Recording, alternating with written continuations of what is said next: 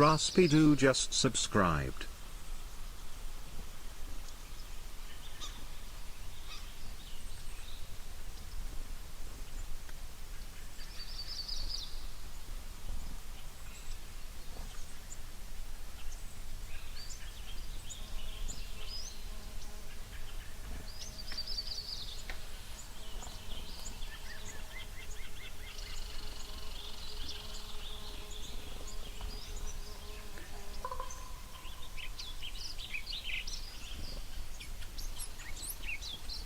Check, check, check.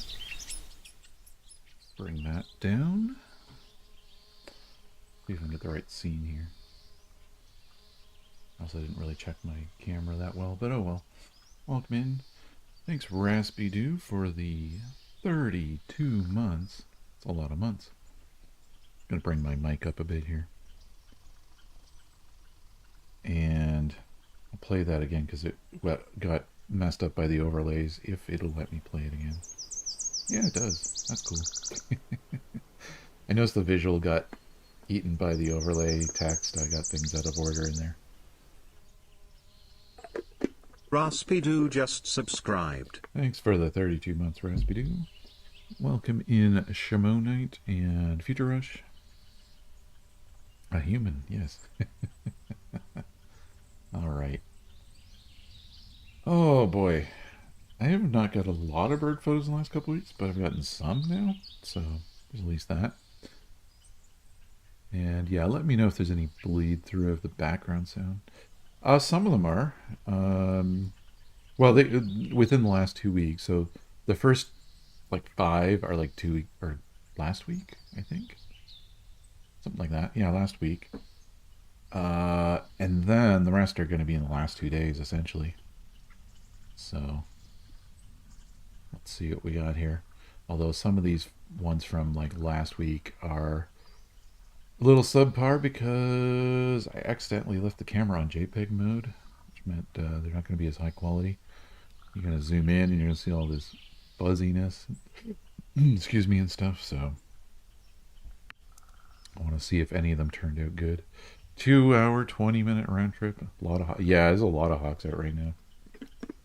This is the time of year for them.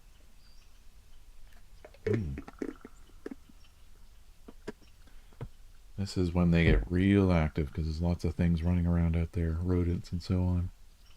A lot of migrating birds. Things are starting to emerge. So this is an American tree sparrow. Oh, 80. Yeah, happy birthday, dear father. Tuesday. Always round up. Yes. This bird has a lot of stuff around its mouth. I'm wondering what that is. Must have been eating something. So this is the American tree sparrow because it's got the bicolored bill, and we're going to see a bunch more of those later. And yeah, welcome in, Raspidoo. Now this is the only other bird last week. Last weekend was incredibly cold. And the other difficulty wasn't just cold weather. I can deal with cold weather. It's just most of the trails were unwalkable because the ice and snow had frozen so weirdly that it was basically impossible to walk on anything without it just being a huge mess. It's a huge slippery mess everywhere. So yeah, it was not great. This weekend was better a bit. So this is the first red-winged blackbird of the year for me right here, which is so funny that you can't even see the red wing on it. It's very muted. You can barely see the yellow epaulette on it. Even when it turns this way, the yellow is just barely there, but no red. So it's kind of hiding it. It was the only bird out there. 1st of March, though, kind of right on time. It's a ninja, yeah. I think they do this, too, when they're feeling like they don't want to show off too much. Like when a red-winged blackbird male is showing off, the red is really obvious and sticks out. I feel like there must be some way for them to hide it and, conceal it and show it off more. That's something I've noticed. That when they're singing and really calling, the red really sticks out, and otherwise they kind of tuck it away a bit. They can't really do it in flight, but they can do it when they're loafing there. Alright, and so I'm not going to do much with those photos, but this was yesterday morning. That's a little blurry. This was, there we go. This was the first grackle of the year for me. It showed up on our street. Yeah, no one to impress, exactly. And it was cold, so it was probably just keeping everything in. So the grackles tend to show up in our backyard like at the end of February. This year has been so cold that they didn't show up till yesterday. And what makes this grackle, of course, the really long tail, common grackle, and the eye is yellow, and the look of disdain, of course. Yeah, and fluffed it after the cold too. But red-winged blackbirds are like that. When they're not showing off, that red thing kind of doesn't really stick out. It tends to tuck in, I find. But I don't know if it's like urban myth or whatever, but I have heard things about, oh, the more red it is, the more socially dominant they are. I don't know if that's true. I don't think the feathers are actually different in any of them. I think what it is maybe there's some truth that they're able to hide and show it. I don't actually know, so. Grackle. Oh, I'll type in the chat so you know then I can spell it. Grackle. There we go. It's like crackle with a G. Yeah, so this guy was, well, actually, you know what? Yeah, this is probably a male. Super dark. I think the females are closer to the browner side, but that's actually a good question. I have forgotten about grackles. What is the male-female difference? Is there any? I'm going to look this up for a second. Roots of the world. And we'll bring it up and take a look at it, because honestly, it's been too long since I've seen grackles. And let's show story here. Oh, right. The difference is that when you get them in the sunlight, these males are going to have that sheen. Or is there a difference at all? Do they differentiate here? Oh boy. Maybe there is no difference. Maybe it's just behavior. Yeah, I might be... Oh, I gotta log in. Hold on a second. Always logs me out to make sure I'm not exposing my password or whatever. Log in. Okay, it's just working. And the other thing would be all about birds. I just want to confirm on that site. Grackle. And I'll show that again. Just want to confirm on that site. Well, no, they do show a difference. Okay, so I wasn't crazy in thinking about this. Adult male and female. Slightly less glossy. They're all jerks anyways, yeah.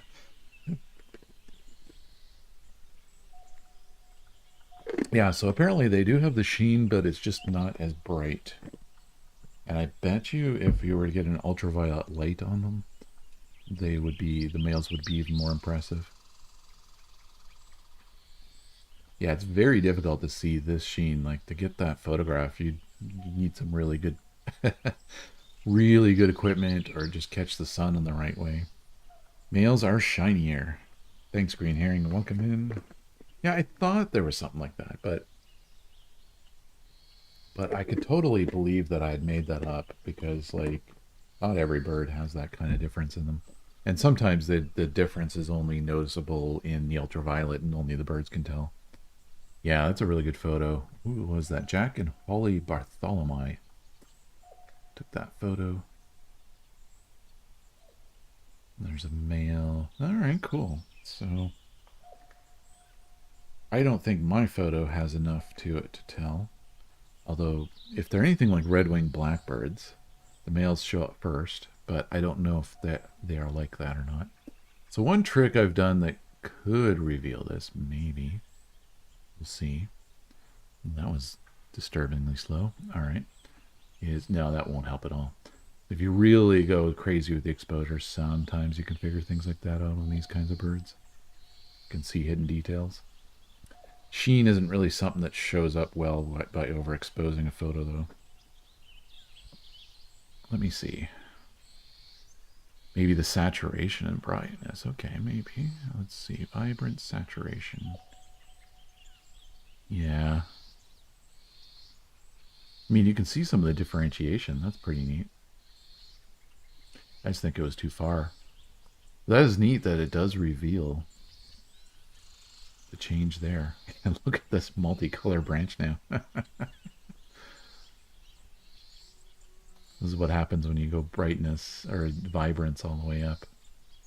You get kind of a piece of art here.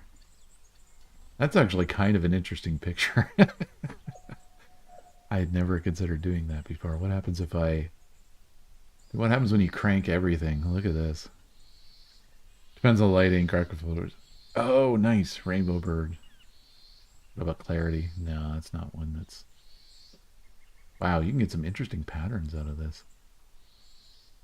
This is just in Lightroom, not even Photoshop. So if I messed with the texture... Ooh. Hey, here we go. Look at texture. That's interesting. Now, I feel like this is somewhat fake because this is just chromatic aberration from the camera probably doing that. There's no way it has a green sheen on this side and purple. That's just like fringing from the camera lens. But that is a cool effect for a picture. I wouldn't put this photo on eBird, but this is an interesting, like, just social media post maybe. Yeesh, this could be just an interesting... I'm like, I want a print of this now. That's kind of a cool... This was this just started really interesting. Yeah, I got to do something with this photo in the future. I don't know if I'll get a print or something. There's a lot of other things we could mess with too that really change it, like getting the levels, like changing them out a bit. Or this. Yeah, there you go. That goes even more oily there. We bring the lower things down. Saturate that out. Wow. I'll put on a weather vane. That's pretty cool. That's the tone curve. Let's see. So that's when it's kind of normal, and this is when we mess with the tone curve a bit. You can also mess with the midtones and highlights and all that, but oh, that's pretty fun. I like it. Oops. What did I do? Okay. There's the grackle looking around. This is just outside the house. Oh my God. I love that. I just like stepped out the front door and this thing was there. So I was like, oop, gotta get some photos. First of the year, grackle. Oh, there he is doing the call. This would be neat to mess with too. So if I took this and... Is there a thing here that's... I feel like there was a paste setting from previous. No. I would have to go back a couple photos. It'd be funny to... Uh-oh. What happened to my freaky one? There we go. Settings. We copy the settings. And then... What if we did that here? Paste settings. That's an even more interesting one. Now, its nictitating membrane is covering its eye. It's harder to tell that in this picture. Let's undo that for a second, because you'll see that it's like not yellow. But when you bring this in, it kind of goes yellow. But it's missing the iris because of that. Where did the picture go? It's so weird. There we go. This one you can at least see the iris. So I'd almost have to Photoshop the thing properly on there. This one has no iris. That is a neat pic though. Like I would consider maybe Photoshopping the eye so that the nictitating membrane isn't making it look like a zombie grackle. It does look like an album cover. This is like, when I get my birdsong LP together, this is what I use.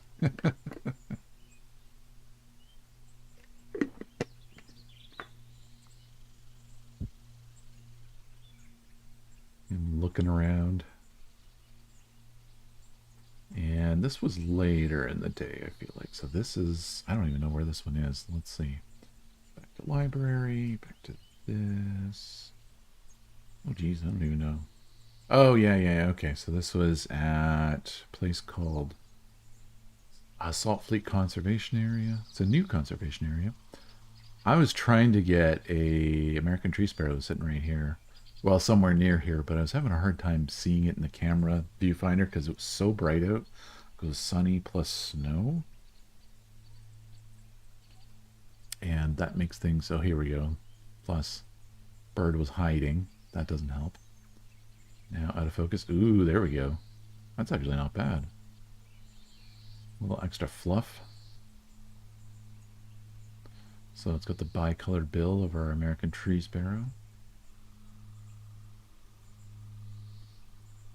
Was it? It might have been munching on something because that almost looks like there's something on its bill. Or it could have been preening and pulled out some molting feathers. I think that's what it looks like, actually. Yeah, so that might be molting feathers, or it might be some of the fluff from the cat tails, maybe. Just for amusement, what would happen if I? Oh, I'd have to go here. What would happen if I paste? There's another album cover. That's wild. I gotta copy that as like a thing that we just do once in a while.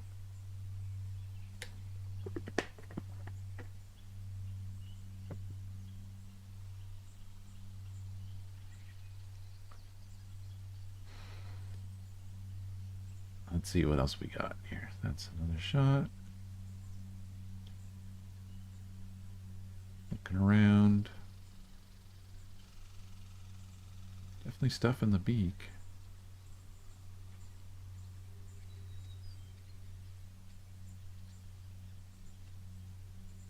That one's not as good. And then he goes away. Okay, let's find the best one of this. Kind of looking away there.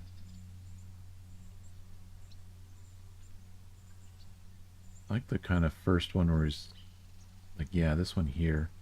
It's kind of partially facing me.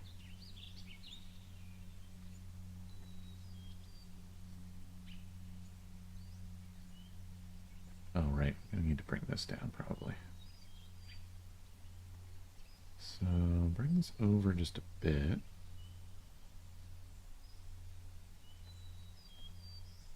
Roll through thirds here is doing okay, but I think I want to lift it up.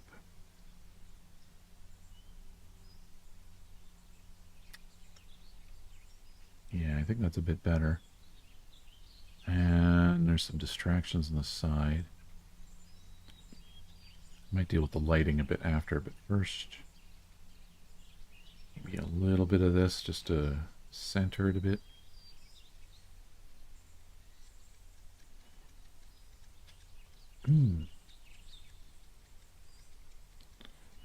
Let's see.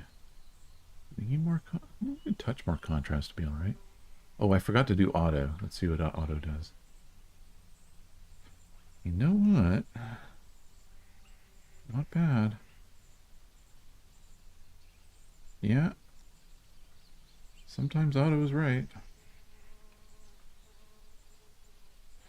Now, I'm the one who did this contrast stuff, though. Yeah, okay. Not a bad bird.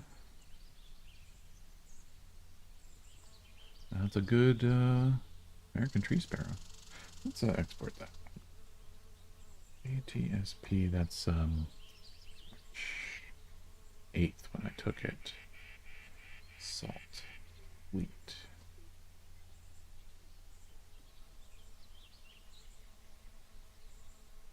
All right.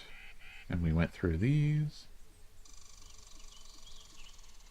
Yeah, Yeah, these were some red-winged blackbirds or grackles going through. I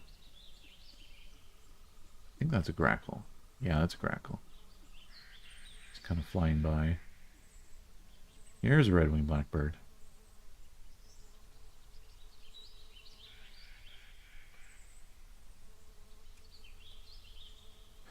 This guy was singing, and I kept trying to get a good picture and potentially a video of it. I may have gotten some audio recordings of it. I forgot to bring my audio recordings onto my computer.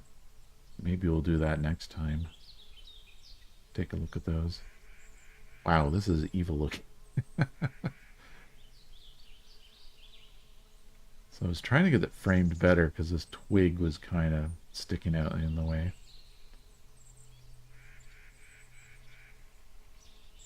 Okay, here we go. I got a better position on this one. This bird, you can tell, is just finishing molting. It's still got some of the brown from being a juvenile or from having... I don't know if they have a winter molt that's brown like that, or if it's just a juvenile going to adult, immature to adult. This guy just kept facing away from me. Let's keep going. Yeah. At least we got some view of the brown on the back. It's still transitioning.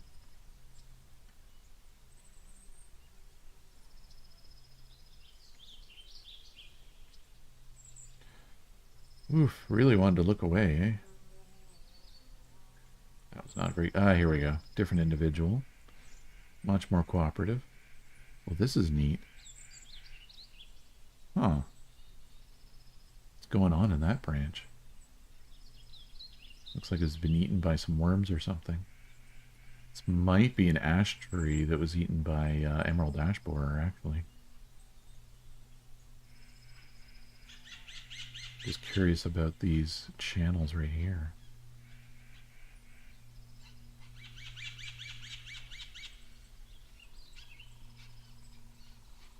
Okay, just gonna go through some photos here and see if what we got out of our best ones here.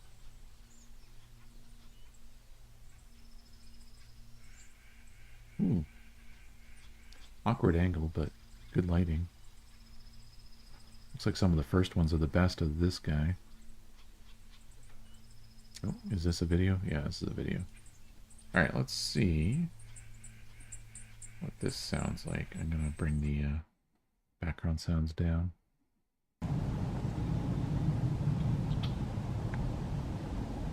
Be a little shaky.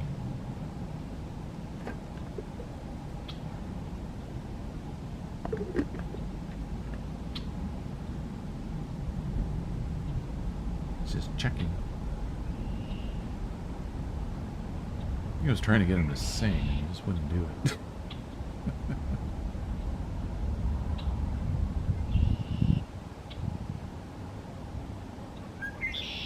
There we go. There's a song. Let's bring this back up. Background. All right.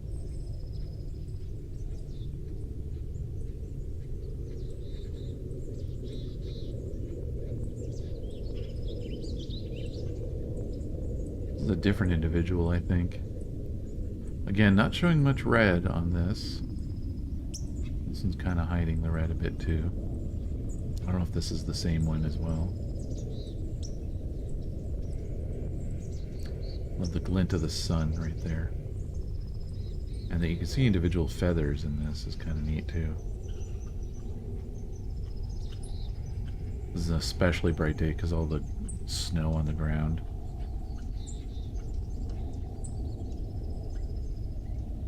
So there's a lot of light coming from above and below.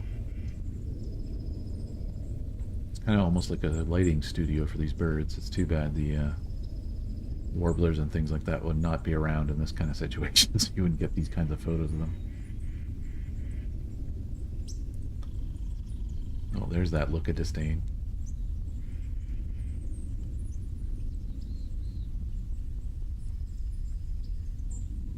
Oh, turned around. Okay. Let's go back and see what some of the best were to maybe work with. I think some of the first ones of the second bird. Let's see here. That was the one with this. It's almost the first photo, I think, was like one of the best, actually.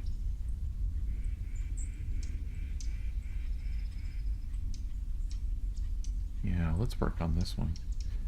Bluff out, do the cold that obscures the red. Yeah, that does make sense.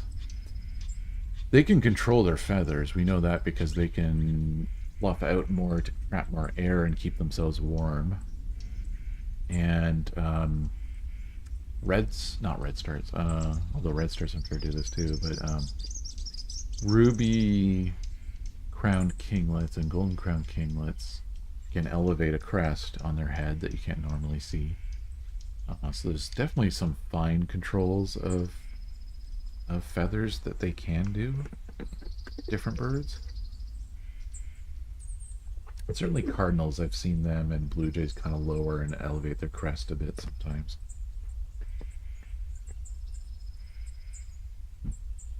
Let's see what we can do with this pick.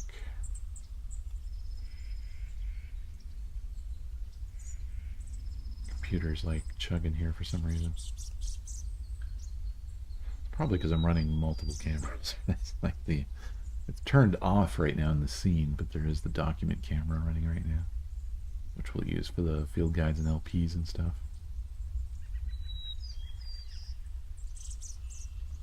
Ooh, the background sound we are hearing, some Lincoln sparrow, is it? Or it might have been white-crowned. Might be white-crowned. Something I have to review. I'm going to be going back to Alberta this coming end of May, early June. So I'm going to be getting more of these kinds of recordings.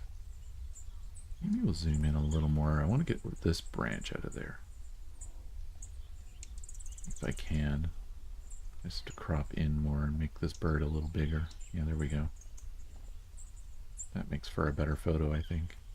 What does Otto want to do with this? Yeah, no. That's no good. For some reason this bird looks a little too far to the right. So zoom in more and more. Yeah, I like this a bit better. It's almost too bright, the pick. Maybe bring the shine down a little bit. Not much, but just a bit. Actually, I'll probably do this with levels. Ooh, that's okay. Leave that in there.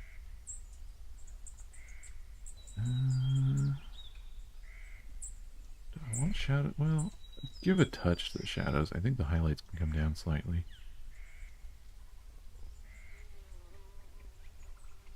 Yeah, I think that's pretty good. Liking how that looks right now. Rowan blackbird.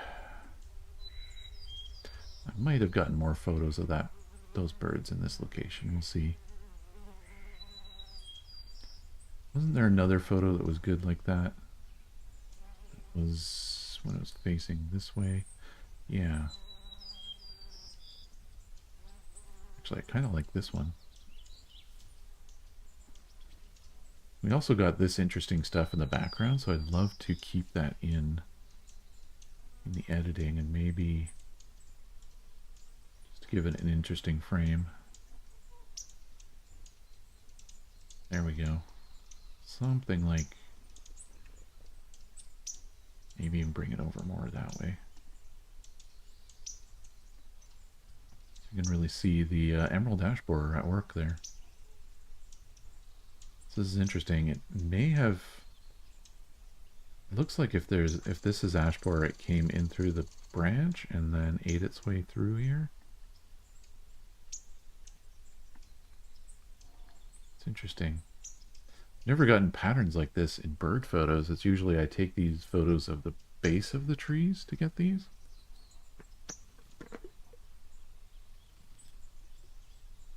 This is the only time I remember the branches being kind of a bit just as interesting as the bird.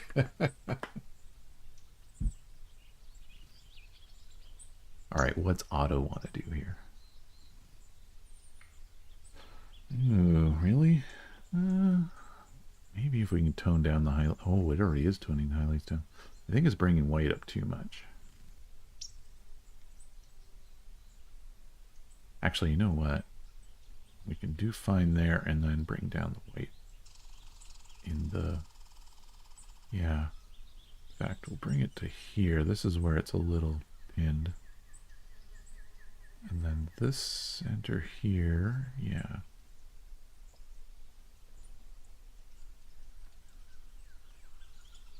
Yeah, I like this.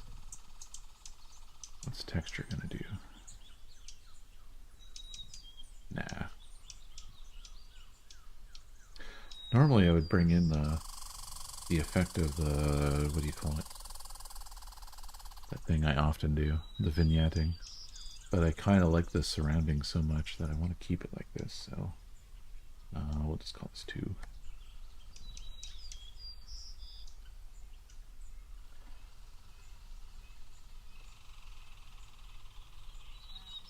I think that's white crowned sparrow.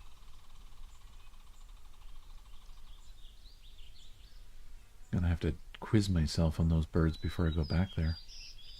Alright, so it looks like, yeah, I was before I get to that.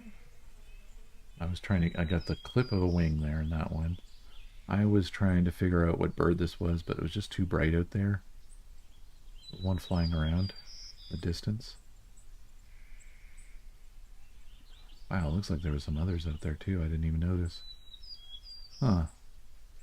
I don't even remember seeing those. I think this is a red-tailed hawk. This is looking like a red-tailed hawk. Yeah.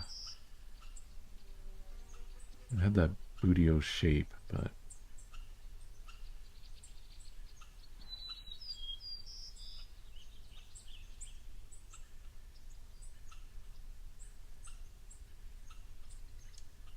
Oh, we got a starling. Out of focus. And a grackle. In focus. That reminds me, I forgot to... One thing I forgot to do.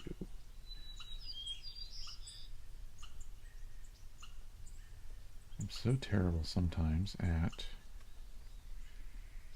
putting a note on, like, blue sky that I'm... Wait. Ah.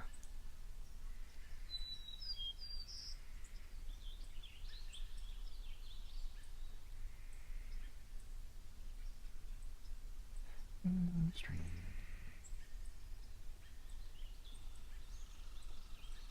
Alright. Sometimes I forget to post something there.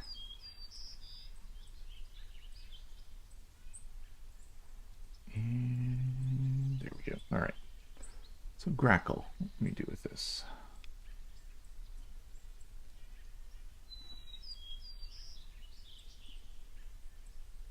What's going on here? There we go.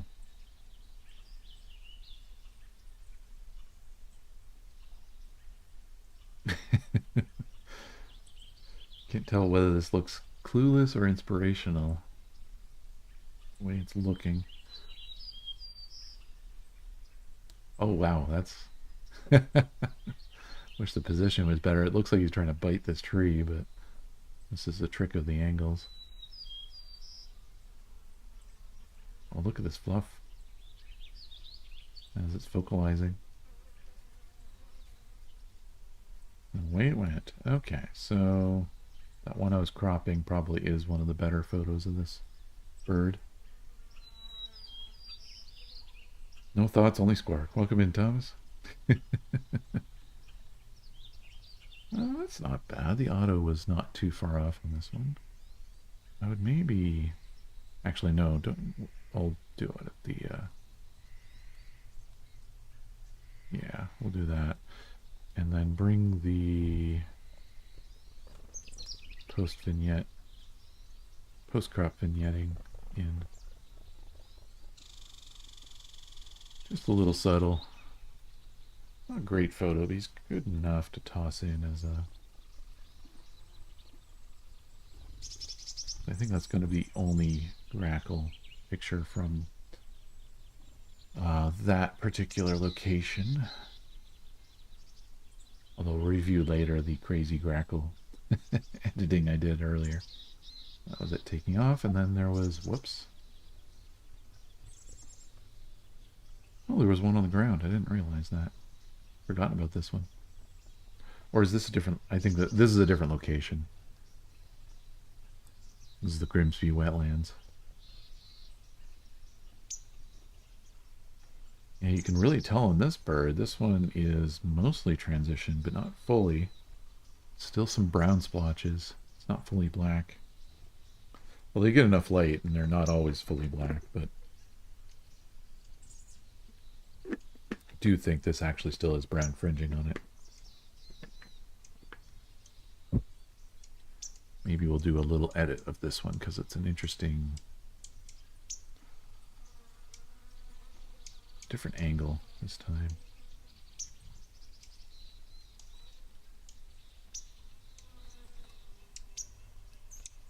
So what does Otto want to do with this? That seems a little harsh. Let's see what I can do. I can probably, yeah, do that, brighten a bit of everything up there. You know what? Less contrast is actually going to make that pop a bit more.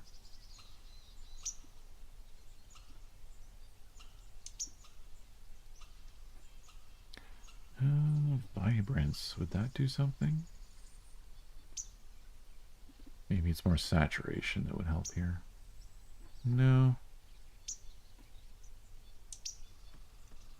I don't know if we're going to make this bird pop, but it'll be an alright photo, I think. Maybe just a touch on, use color priority this time. A little bit here, just really, really subtle if I can. Wow, we have an early bird, very late. Wheat Stalker, welcome in. Really late early bird. We'll put this in as red-winged blackbird, March 8th. Grimsby.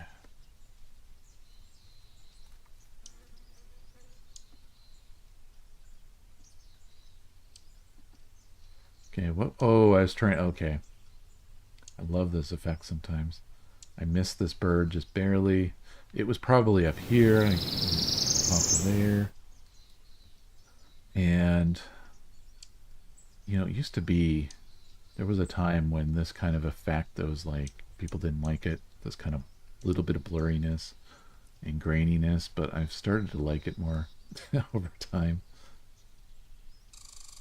Oh wow, he or she is blending in right here.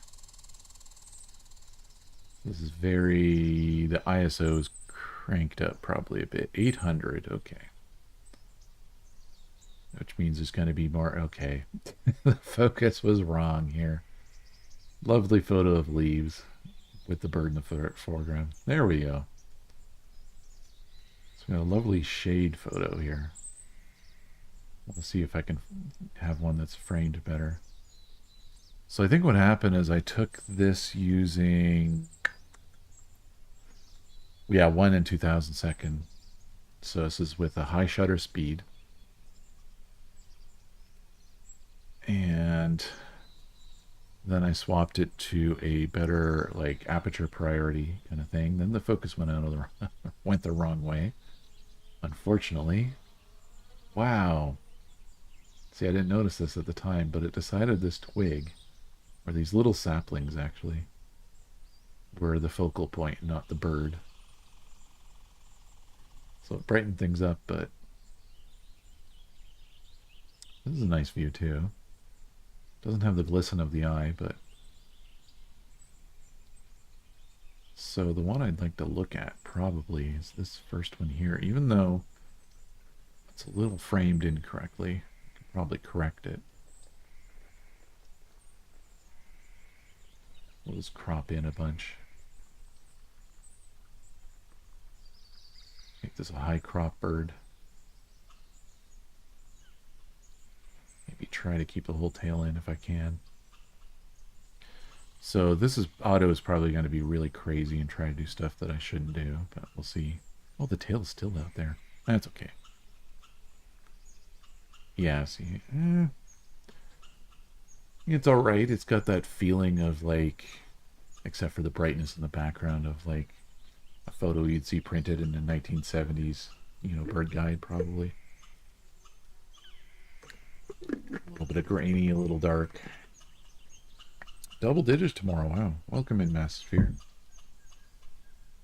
Yeah, we're getting some warm weather coming. Like by next weekend, it's pretty much spring weather. Like it's going up to nearly 20 next weekend here and rain. So that'll be interesting.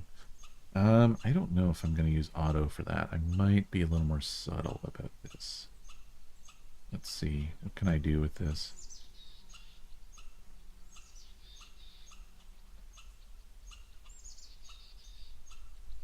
Yeah, I'm probably going to blur out the background a little bit anyways. So I'm not going to worry about it dominating. Bring this up a touch. Give me a touch there. Touch there.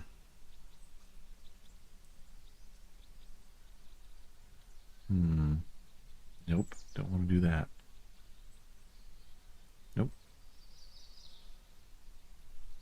Maybe I'll bring the exposure up a little more now. Now, the background's a little bright, so that is something where the vignetting, if I could be a little more harsh, that actually helps. I'll feather it slightly, but I'm going to go with something a bit more harsh than usual.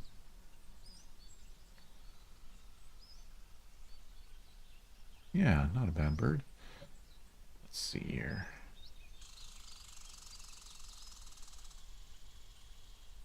Bring that bright up a bit. Ooh, actually, we could wash it out a little bit. Yeah, there we go. Contrast coming down is actually helpful. Zealand. Can't stay. Good to see you. Thanks, Zealand. Thanks for the 28 months. Zaylin just subscribed.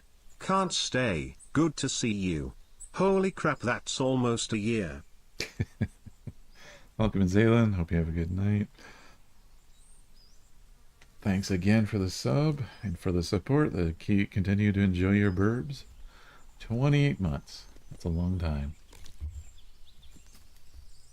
That is almost a year. Oh, we're going to take this ATSP. And we're good. Wow, I thought I didn't get that many photos, but it's more than I thought. All right. This is the last one of that location. It's an okay photo. I don't love that the background is brighter than it, but it does give some depth. Oh yeah, continue. Yeah, do your work. Thanks for dropping in. Thanks for the good luck. Ooh. Drop the bomb and leave, yeah. Highlights. So if I blur a bit, no. Clarity. Actually, this helps a bit. And dehazing. Okay, yeah, bringing this down. This up actually gives this bird a little more pop now.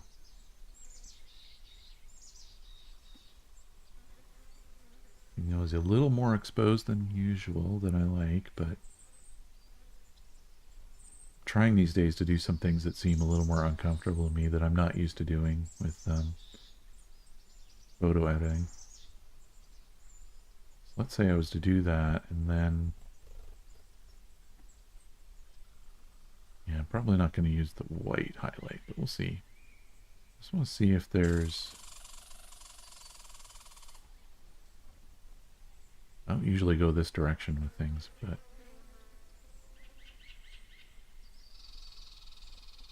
like the soft focus lighting might actually look okay on this. Not a bad bird. American tree sparrow. Second one. It's probably the exact same bird as the first one. Individual. Cool. Now,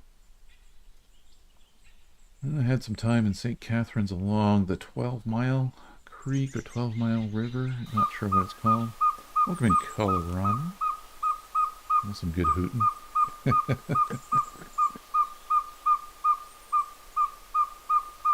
Got a couple common goldeneye here, male and female together.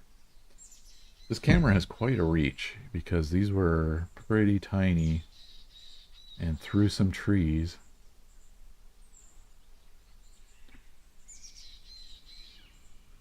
But this guy just kind of poking in here. Let's see what kind of photos we have before I decide to edit any of them. I've actually never really gotten a pair in a photo like this before, where it wasn't like a big group and it was just actually a pair.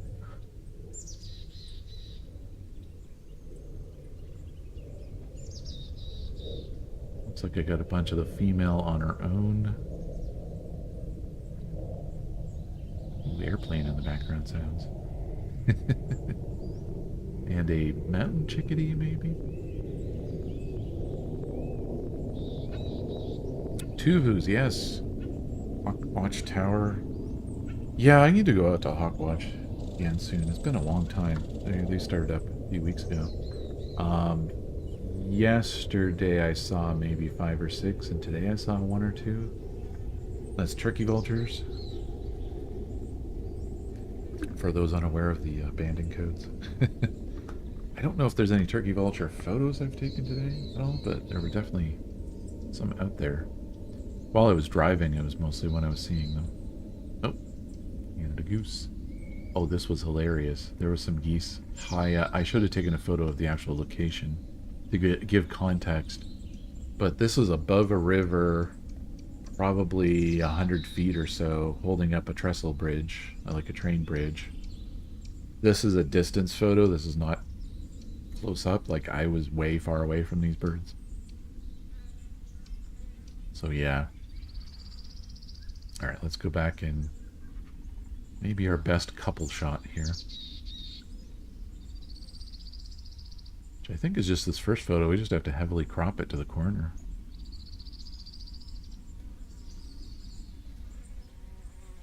It's going to be a little more blurry, but that's okay. What's auto say? I don't know. Don't know about that. Oh, actually, a little bit of lightness in the contrast might be good. Welcome in, little gremlin. Yeah, turkey vultures have returned, though. In good numbers.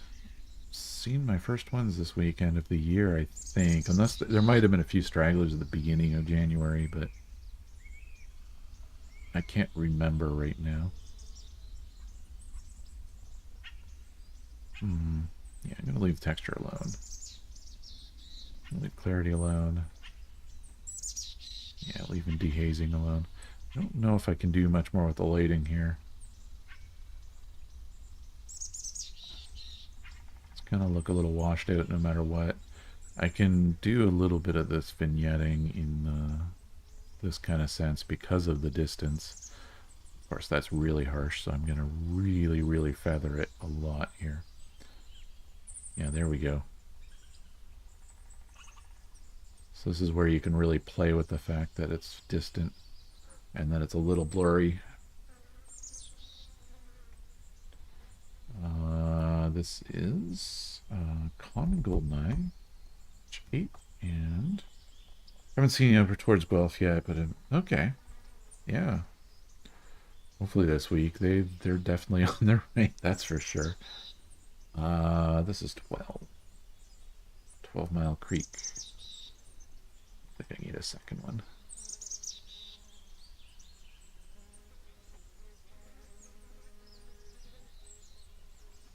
These geese were so funny, though. I should have totally taken the photo from a distance. I didn't even think of doing that.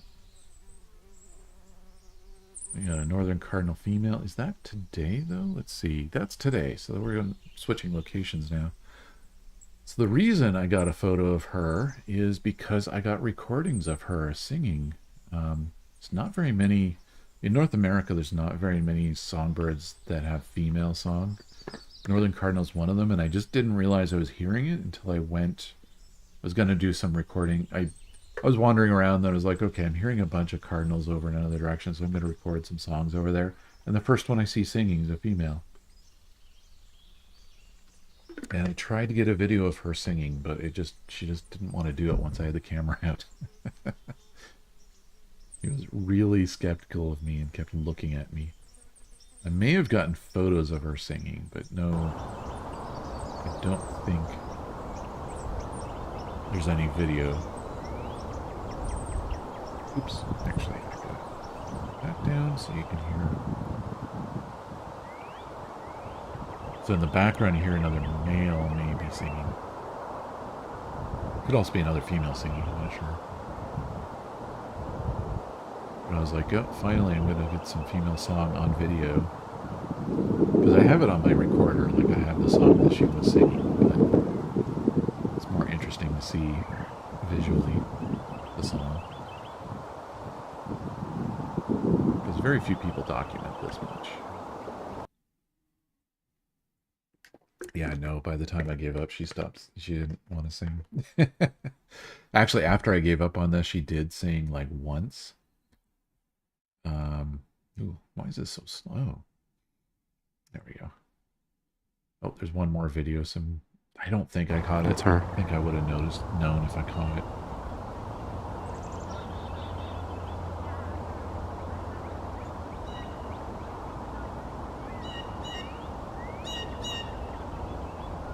Blue Jay.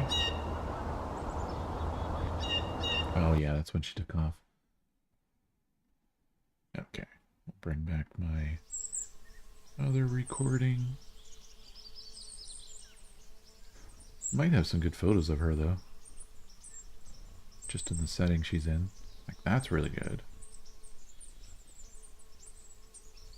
Female cardinals have a really neat color to them, I find.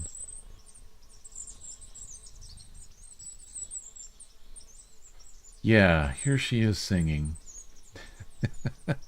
I got a photo of her singing because I was taking more photos just to... You can't really see. I caught it in between. Yeah, and then I went to record again because, oh, maybe I'll get a video of it this time, but no. Doesn't have her mouth fully open here, but she is singing in this.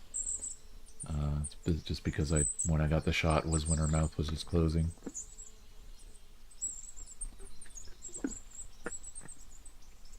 But this would be a good photo to develop at least. And because it was done at a distance and actually has some interesting twigs and stuff around, maybe a not so cropped one in.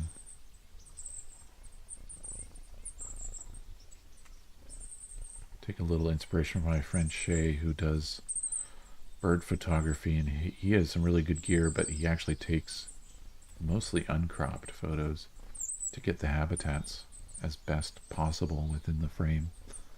And I like sometimes getting that in.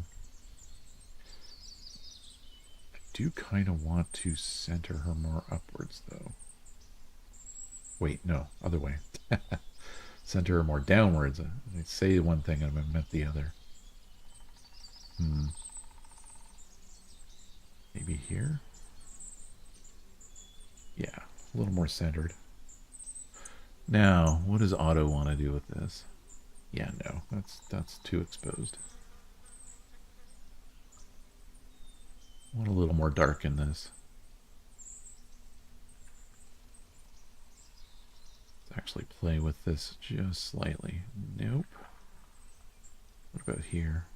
No, you know what? I think it's pretty good as it is. I may do a little vignetting here if it looks okay.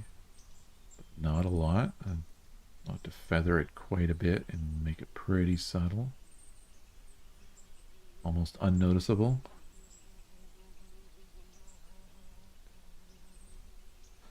Yeah, I like that. Okay, this is Nuka. Whoops. Email. March 9th. Woodland.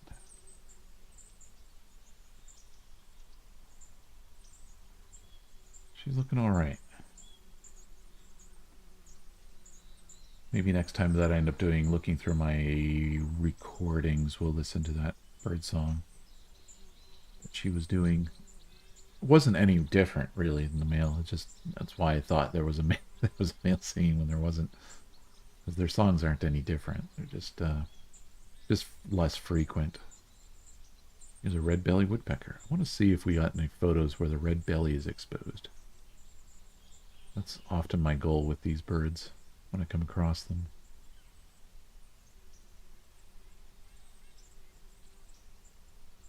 Actually, somebody come by and asking if I was taking pictures of the red-bellied woodpecker. Like they knew the difference between redhead and red belly. You don't often get like general public non-birders who are like, they know it's red-bellied, not red-headed. Okay, he's hiding down here. You can see all these maple in bloom. The maple's starting to bloom out flowers. It's picking stuff right there. This is a male.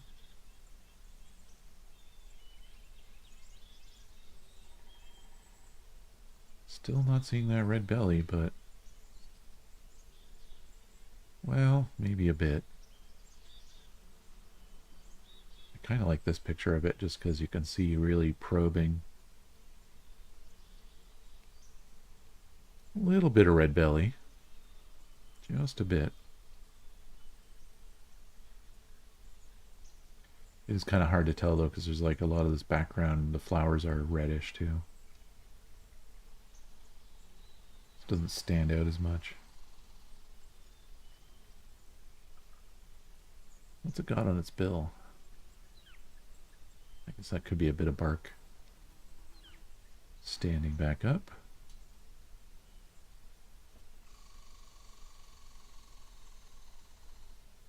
Ooh, this is a neat angle.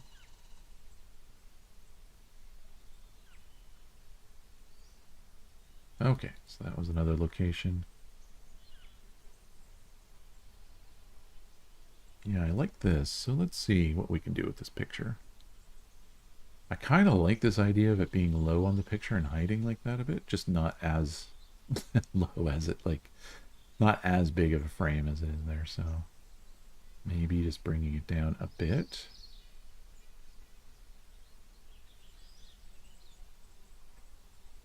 Maybe even cropping in a bit more. We'll find out later what's causing this to be so slow. Maybe I need to update Lightroom. Even if I'm running a lot of stuff, this is a very beefy machine. I should be able to do a lot at once. I've done streams where in the background I was encoding 4K videos in the background while I was streaming and everything went fine, so the machine shouldn't be struggling.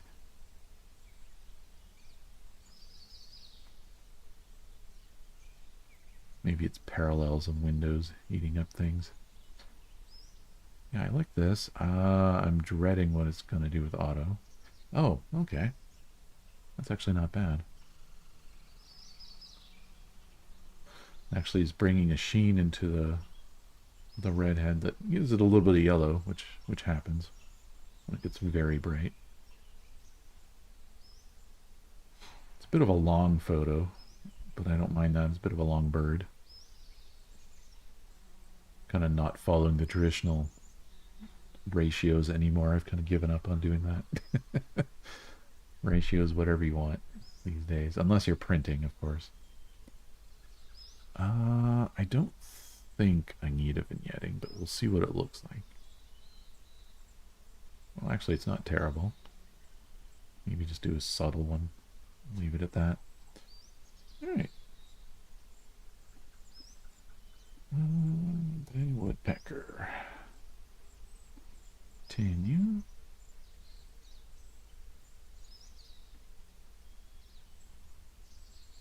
All right.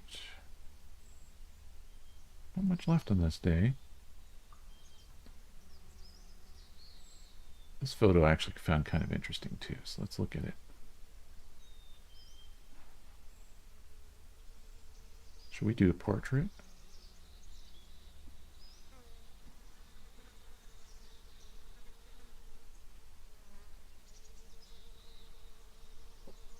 A little portrait style. Wow, it's windy outside. Oh, I see. It's not actually slow. It's just the mouse cursor's changing around. Weird. Welcome in, Retro Homebrew. Okay, if we go auto. Oh, that's interesting. Brought up the brightness enough to actually expose a bit of like noise, which actually doesn't bother me in this case. I need to soften the corners just slightly though. There we go. It shouldn't even be noticeable. Maybe just a bit more, yeah. Highlight the bird a bit. Maybe whites down a touch. Actually, yeah, we'll do it from the curves. That's a little better. All right. Not bad.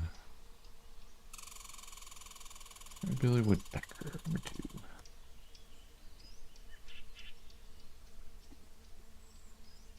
See here.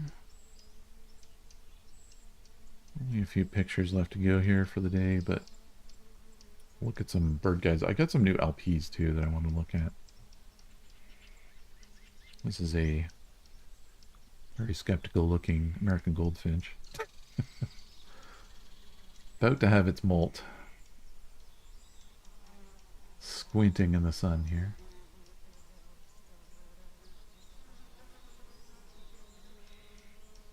It did not want to be very friendly to me. I was trying to get photos close up, but it just kept being very, like, you know, just keep moving. Anytime I got at a decent angle, it was gone.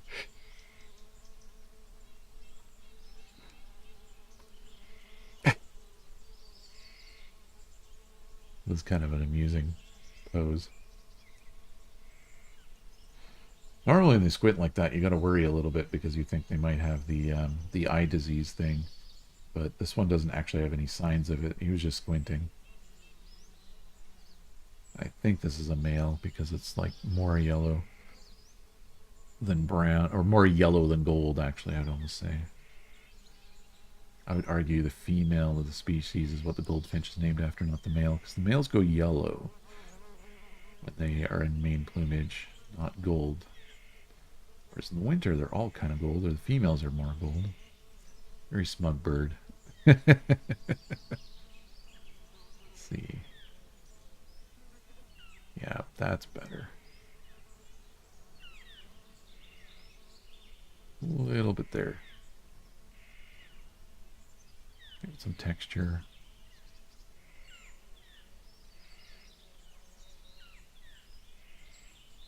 Do that. Definitely a smug bird.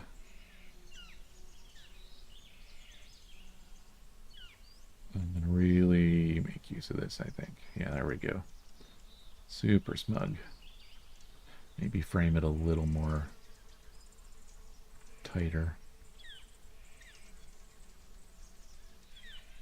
A little bit higher. Oops.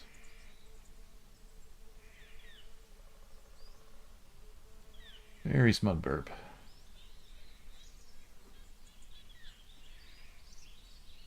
NCR, March 9th at, what's it called? This is Tequania, which I'm not going to spell out right now. Alright, upload some of these. Just going to get my browser going, eBurb. Checklist thingy. Let's see, I'll open these different ones. What do we need? We need that one, and we'll go in order here. Let's see, share Safari. So, we'll go to add media. This was Salt Fleet Conservation. Did I miss a place? No, I didn't. I don't think. Okay, let's go over here. Bird. Yeah, alright. American tree sparrow. toss that there. Red-winged blackbirds. Common grackle. Whoops, that went in the wrong place. No. Move media. Common grackle. There we go. I didn't even know there was a move media button. That's pretty cool. In case you mess up. Alright, what else was there? Alright, and then Scrimsby next. So I'll close that up. Oh, right, my yard list thing. I need to add media to that. Oh, we didn't export that, though, so never mind. Don't need that. Grimsby. Wins. Welcome in, Wildcats.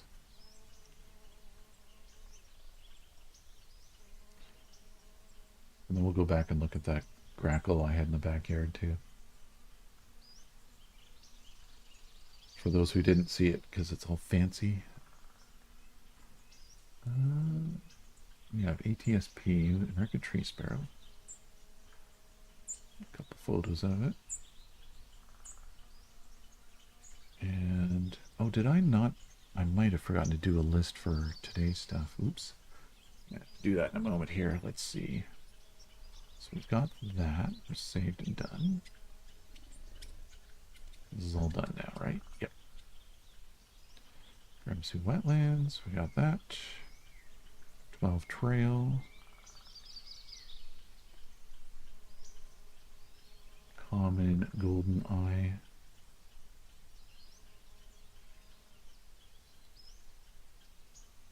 Good. And I'm just going to quickly make a list while not sharing it, just in case any like personal info ends up on there somehow. And while we're doing that, I'll show you the in Lightroom here. We'll go to the fun photo we did earlier, where we're just messing with all the big settings you can mess with, and ended up with turning photo that was kind of like this into this, which was pretty fun. Kind of solarized, I guess. I think that's the term for it. Make a new, wait, so now we go here, let's make a new checklist. Same area, different date. It's going to make a quick checklist to upload these other things from today. It was Woodland. I'm just going to make it an incidental. That way I don't need to make a full list right now. March 9. 9 a.m. And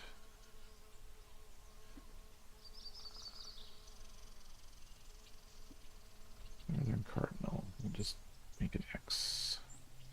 I hate doing X, but I'm going to do it for here. See, red-winged blackbird was also there too. Okay.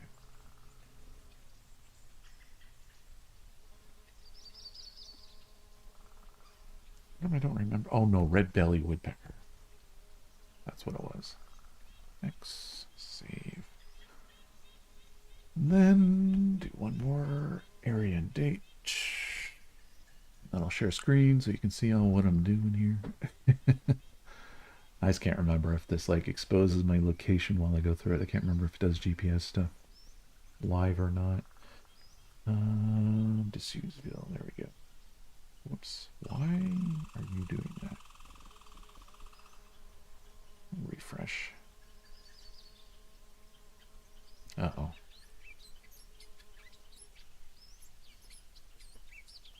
The browser's being silly. Okay, there we go.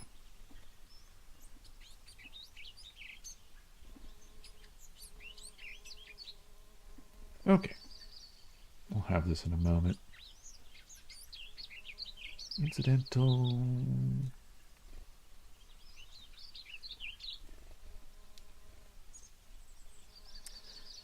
And then MCR, no, American Goldfinch. X. All right, snack and share. Go goldfinch. We're gonna add media.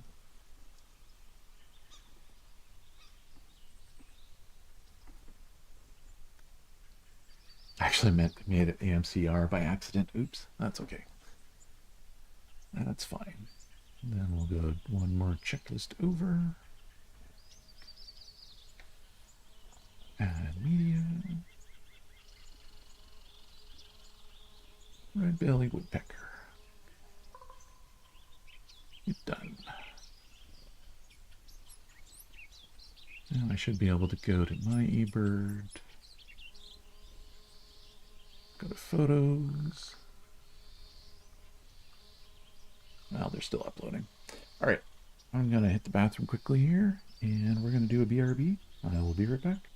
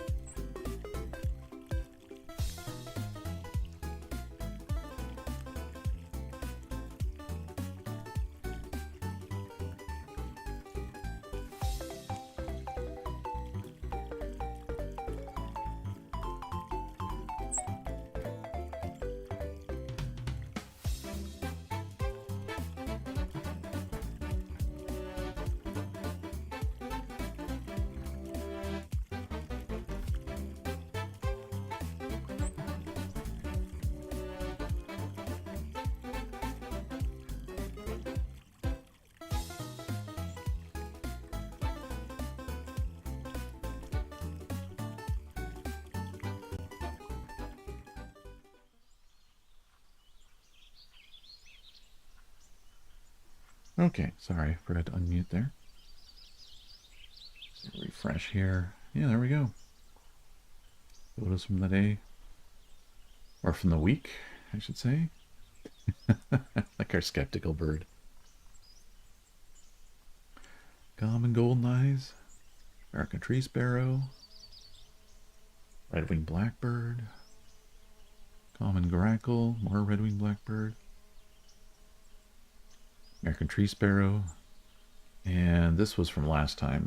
I gotta get more photos of this individual because it is still in my backyard. I'd like to see if maybe it's transitioning yet into adult form. All right, I'm gonna begin to set up our thing here where for sharing the field guides maybe first, I think. So let me see, I'm gonna have to turn off this camera. There's not going to be anything to look at. It'll just be empty there. And then... Wait, that didn't work. Oh, I know why. Okay. Did the wrong thing.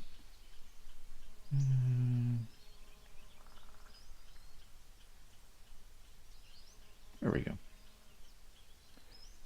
And then... I used to have a hotkey for that. I don't know what happened to it. We're going to try the document camera. See if that's working. Yep. Oh, there's a Birdsong LP there ready to go. Actually, it's an EP. But I'm going to grab a couple things and set this up. So just be a second here.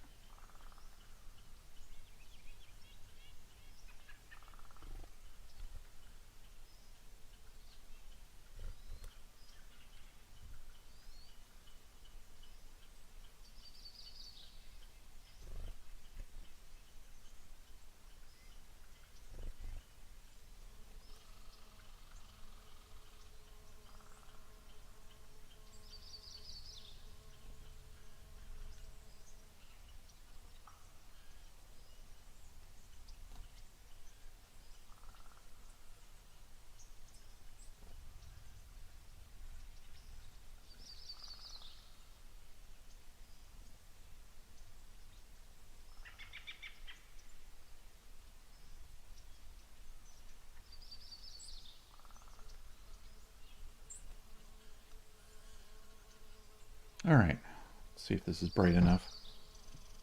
And I need a better angle so I can see things.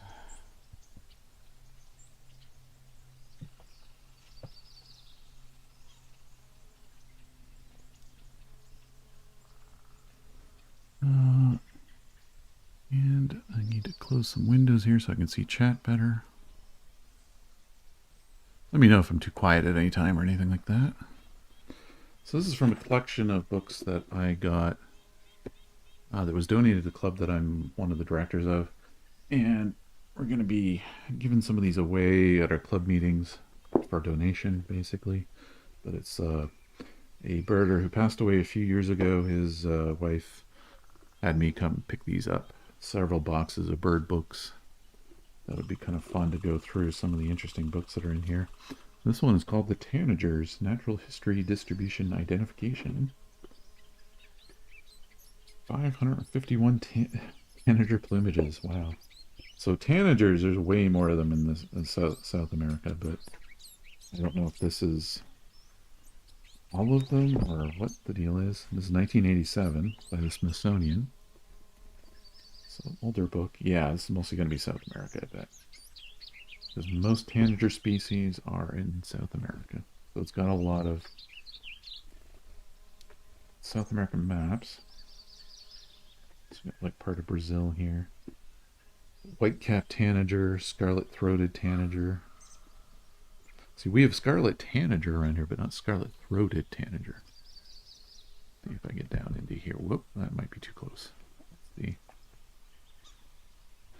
Scarlet-throated tanager. Is that visible? I don't know if that's too blurry or not. And it gives a length, weight, monotypic. Northeast Brazil. So it says the plate is number 2. Let's see if I can find the plates in here.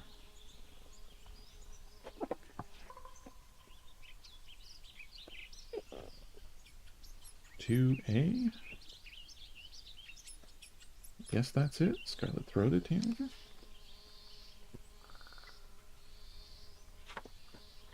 Oh, I see. Plate 2. Wait. I don't know if these numbers... Okay, so it says plate 2 here. And then red-pied, magpie, grass, scarlet-throated, number 11 on there. So, so here we go. There's scarlet-throated tanager. So I got a little bit of shine on there.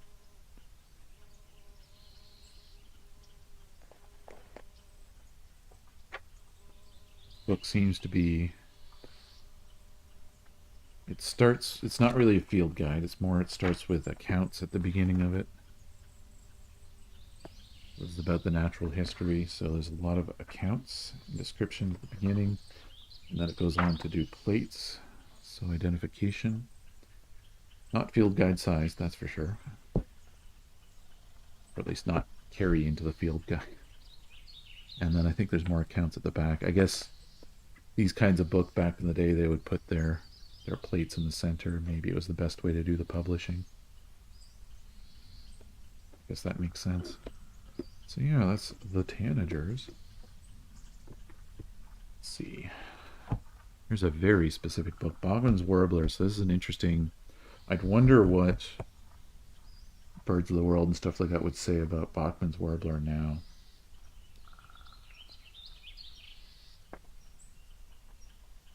Can't remember if this was the species that people weren't sure if it was an actual species or just a hybrid that was just badly documented, because it's a species that was always rare and only seen a handful of times, and it's been last seen in like 1980s, I think. Maybe there was like a 2000 something photo of one, but so this looks like it is typewritten.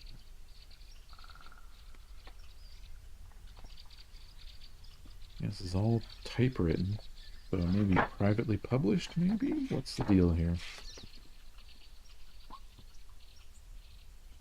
This is... no, it's Smithsonian. I guess they just had an interesting font choice. They decided to make it look typewritten. So I guess this is just, oh, it's a whole lot of, like half this book is references and indexes. So, field guides that cover this, general works.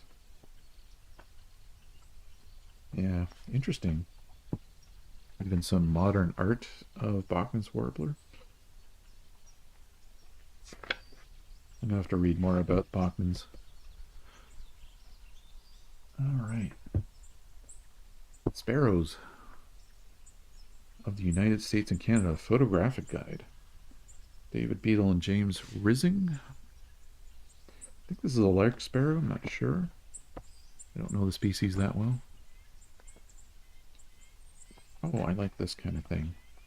Got this little flap so that when you're a few pages in, you can do that and close it up wherever you were reading.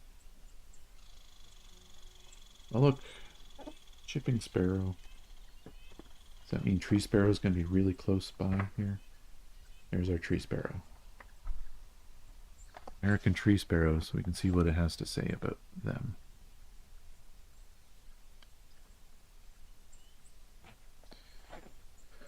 Medium-sized sparrow, rufous crown, black spot in the center, unstreaked, grayish breast, rusty shoulder. I've never actually thought about the shoulder before. That's true. Right here is a little bit of rust. And right here.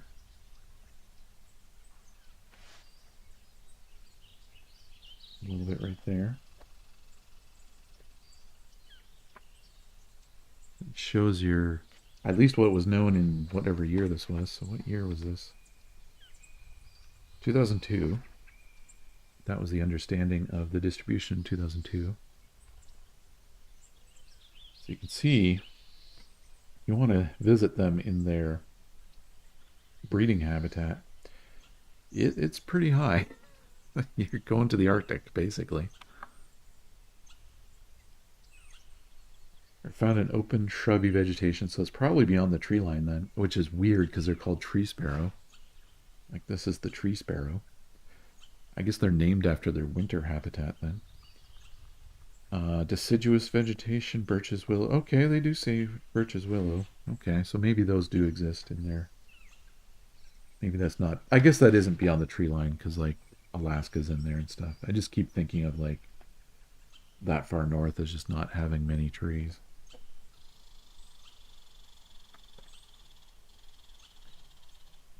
Conservation status. Little affected by human activities because it's so far north. Just the destruction of forests in eastern wet North America has probably increased the suitable wintering habitat. So it's actually benefited from the Anthropocene, basically. Less trees means more habitat. It's weird that they got this name tree sparrow. I wonder what that was all about. Because they seem to benefit from there not being trees. When flushed from the ground, they tend to fly up and perch in a conspicuous place. Yeah, so anyways, this book is all sparrows.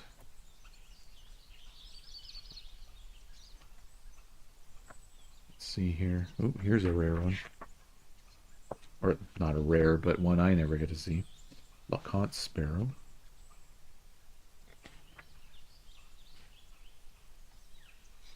Very orangish face.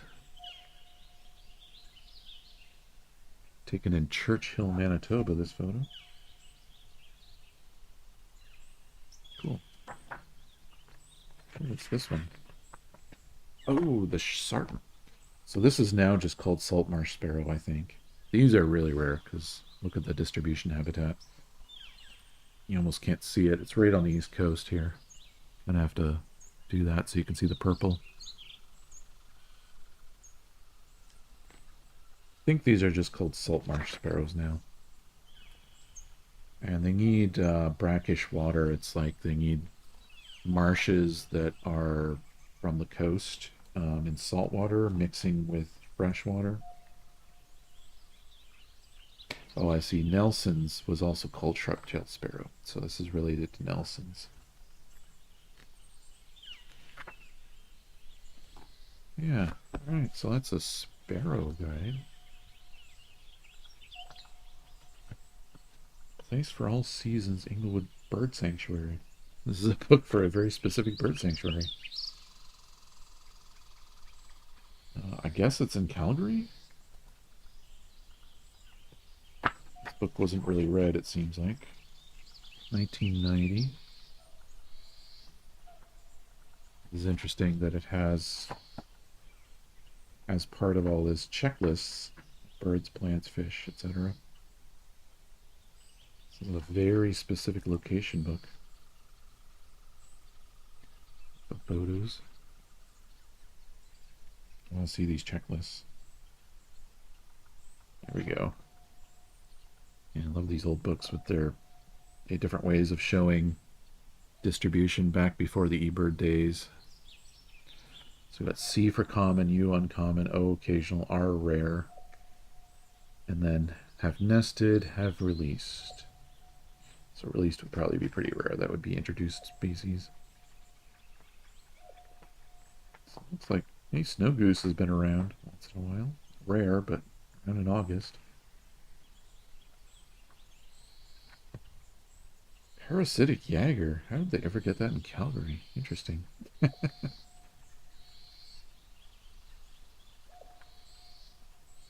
Let's see if they're western warblers, like orange crown warbler.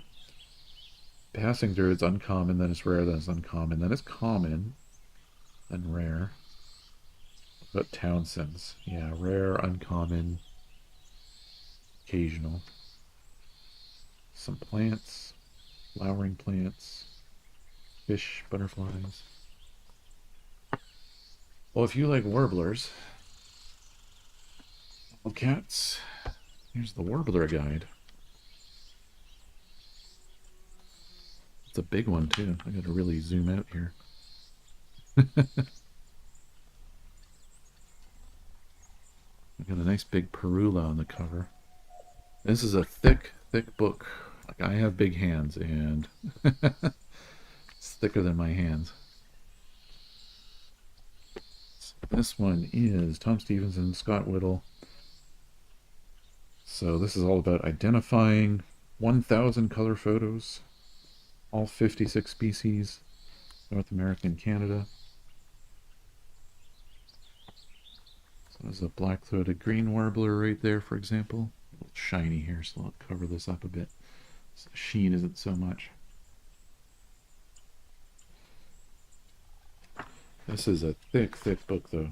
500 and something pages. So I want to look up this Bachman's warbler now. See what it has to say about that. Got to be in the back here. Oh, everything's in... Why is it... Oh, I see. Look up warbler first, which is this, I think. Wait, what is going on? Yeah, there we go. Warbler, W. That's weird. In a warbler book, they do that, but okay. Mangrove warbler. Bachman's was the one I wanted to look up. Yeah, they don't even have it in this book. Interesting. Actually, I didn't check what year this book was. 2013, so very new. Yeah, Bachman isn't even in the contents, so interesting. Bay breast drab and bay breast white. Bright. That's interesting. 150. I want to know what they're talking about there.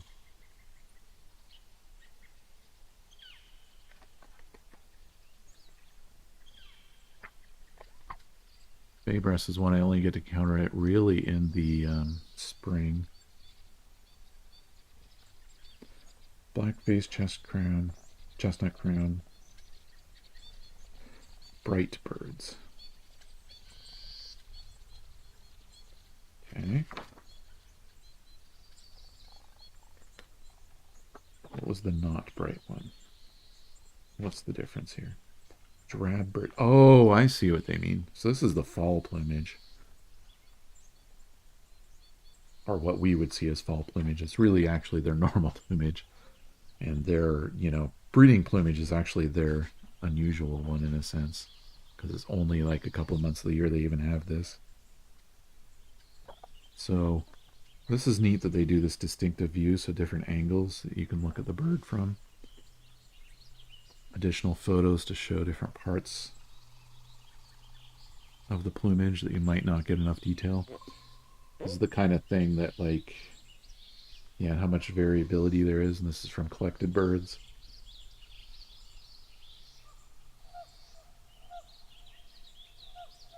Spring females much less contrasty. They just coined the word contrasty. All right. I appreciate also spectrographs. There's Grace's warbler. Spectrographs of the type A song, type B1 song, type B2 song, type B3. That's pretty neat that they include spectrographs. So yeah, that is the Warbler Guide. One of my recently more favorite kind of books that I didn't really know existed back in the day, the bird finding guides. There's actually quite a lot of those in here. This is because before the days of eBird, you'd have to know people to know what birds are where. And there wasn't something like eBird to look up, so people published these things like bird finding guides. Saw-whet owl on the cover. This is about the Toronto birding region, which extends from Burlington to Whitby, according to this. I wonder if they have a map of what they... Oh, got a dedication. Oh, wow. Okay. This is neat. So Terry's the gentleman who passed away. This was donated from. This was signed by the author and to Terry. That's pretty cool. How to use this book, the Toronto region.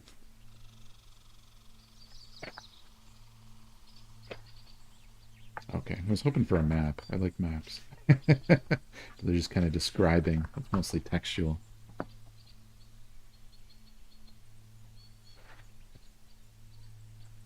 Every bird finding book, I think, takes a different approach of how they describe, like, how they share things. Like, I wonder if in the back there is a... Yeah, okay, so there's one of these where you get the occurrence through the year of the species. And a little bit about them. Yellow-headed blackbird, occasional visitor, mainly in spring, for example. Cerulean warbler. What year was this, by the way? 1988. That's cool. So a very specific region. You can find these bird finding guides for all kinds of areas, and I feel like this is the thing that's kind of not happening as much anymore, but I hope it does start happening again soon. I think it will. I think people... eBird's good for if you're just looking up species and stuff, but having accounts and actual descriptions to read is really helpful. So, annotated checklist of the birds of Ontario. This one seems like it wasn't used much, this book. Ooh, it has banding codes in it. So here's the American widgeon, for example. What year is this, by the way? Oh, we've got Northern Ontario map and a Southern Ontario map. This is published by the Royal Ontario Museum, so the ROM, in 1991, I think, as far as I can tell. Yep, June 1990. Wow, June 17th, 1991, so very specific. So we go back to American widgeon, uncommon summer resident in the Hudson Bay lowlands, occasional, rare, and locally common elsewhere in summer. Elsewhere. Okay, south to Lake Erie, all right. Still, that's very vague. Rare, resident in lower Great Lakes. Too locally common, I guess. Yeah, because there's some places that I know Like if I'm looking for widgeon, I know where to check.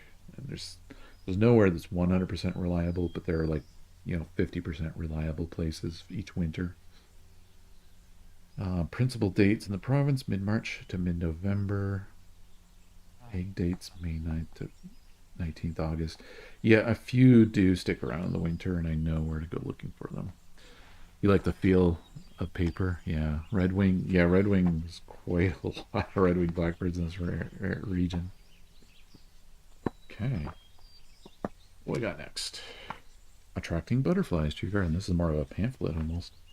Well, actually, it's paper. Just very thin paper. Basically, how to make your own butterfly garden. Is published Rosedale Press in Pennsylvania, 1995. Ninth printing. Shout out to Pennsylvania. This is more pages than it seems like. It doesn't feel like a 32-page book. It feels like a 10-page book, but it's just very thin paper. They do have a different species, though. Although, I think this is out of date. Partly because I think it is now understood that the red admiral and the red spotted purple are actually the same species, just different variations.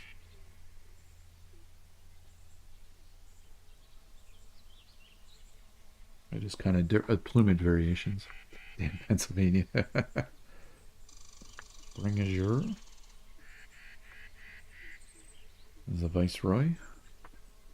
A nice little map even. It's a little vague, but that's alright. I don't expect much out of a flimsy little pamphlet seeming kind of thing. It's actually quite good. This I think is really cool. This is another one of those bird finding kind of things, but for a very specific place, as in it's a very dark cover, I gotta say. But this is for Bermuda, which is kind of a place that a lot of people don't think of going birding that much. I've definitely thought about it going there for birding. There's a year we got a lot of tiger wings. Think you get red admiral? Oh, nice. Hey, welcome in, Magpie. Sorry if I'm slow in chat. The Bermuda, what's interesting about it is you get all the birds of kind of North America, and it's only like, and you'll get them in the winter. You go there in the winter, and it's basically kind of summer-like there. They have a very tropical climate, despite being fairly far north. If you know where Bermuda is, it's actually pretty far north compared to like the Caribbean and all that. But yet it has quite a like tropical. They never go below zero, so it's technically tropical. And it's only like a 3-hour flight from Toronto. It's not that far away, but it's a tiny place. It is, physically the size of the city I live in right now, basically. And they get all the same birds. They kind of overwinter there, so you get a lot of warblers you can see in the winter there. So there's a northern water thrush, for example, one of the most common wintering warblers. So if you want to see in North America a northern water thrush, you go to Bermuda in the winter. What year is this from? Oh wow, it doesn't really have that typical first page that tells you a year. This definitely must be some kind of like official government publication. This doesn't have the usual ISBN, etc. page, which is really strange. Huh. I have no idea what year it is, other than there's a reference to 1989, but it says back in 1989. Oh, here we go. There is an opening letter with 2001 on it. There was a year we got sorry, that warm weather might be 4 hours from me. You should go. Yeah, I do want to go sometime. It is, yeah, here's general information on how to travel. Air travel from Canada, Air Canada, non-stop from Toronto, non-stop from Halifax. Saturdays only in February to September.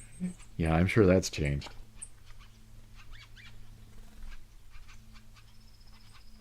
Yeah, I want to see what kind of other pictures we have here. Castle Islands. St. George Parish. Castle Harbor from the air. They are actually so small. Their Christmas bird count encompasses pretty much the entire country, and Christmas bird counts are a standard circle. So, like, that's how small the country/islands are. There's yellow-billed cuckoo, common winter, or no, fall visitor, it says. So maybe, I feel like those do go back to South America, but they stop along the way. Ray Vireo. I'm surprised they have eastern bluebirds. That's kind of neat.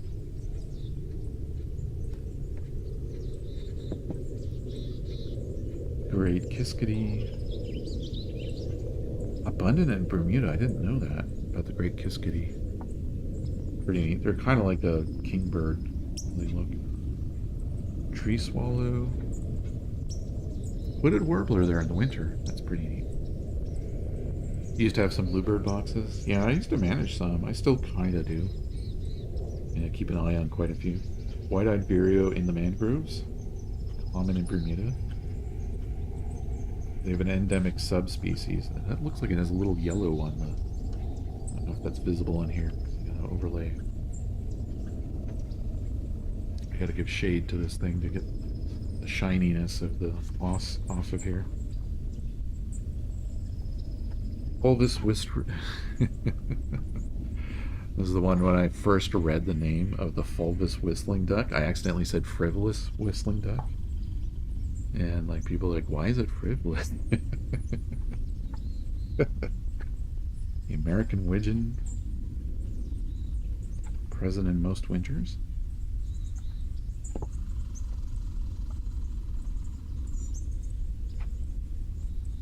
Yeah, like wildcats, I do like the photos. Here we go. This was on the cover. I was wondering what it was. The white-tailed tropic bird, the long-tail version, common along the coast in spring and summer. One long tail. Got laughing gulls. Brown pelican. Yellow-crowned night herons. Tricolored heron. Ever heard of this? The cahao? Bermuda petrel? Oh, this is a chick. Okay, I was wondering. It seemed like a tiny bird. Long tails are awesome, yep. Common nighthawk. And the little blue heron. This is pretty neat that they have a full publication about birding in Bermuda. That actually reminds me, I had someone who joined our Christmas bird count this year in Hamilton here, who said he was from Bermuda, and I had to kind of jokingly say to him, not a lot of people know this, but the capital of Bermuda is also named Hamilton. So I was like, welcome to the other Hamilton Christmas bird count. I think we looked at this last time. Butterflies through, but no, it was the other butterfly book. It was the big one. Field Guide to Butterflies in the Boston, New York, and Washington region. That's very specific. Oh boy. Okay, there are photos. I was a little worried at first. I was like, oh no. Textual descriptions of butterflies. That's some difficulty right there. I do like this though. I like the silhouettes. Obomock skipper, monarch, black swallowtail. This is a fairly specific region. So 1993 is the year. We have occurrence guides here when they show up. Lots of photos. They'll have very similar species to us here. Real close. With the black swallowtails, spicebush swallowtails,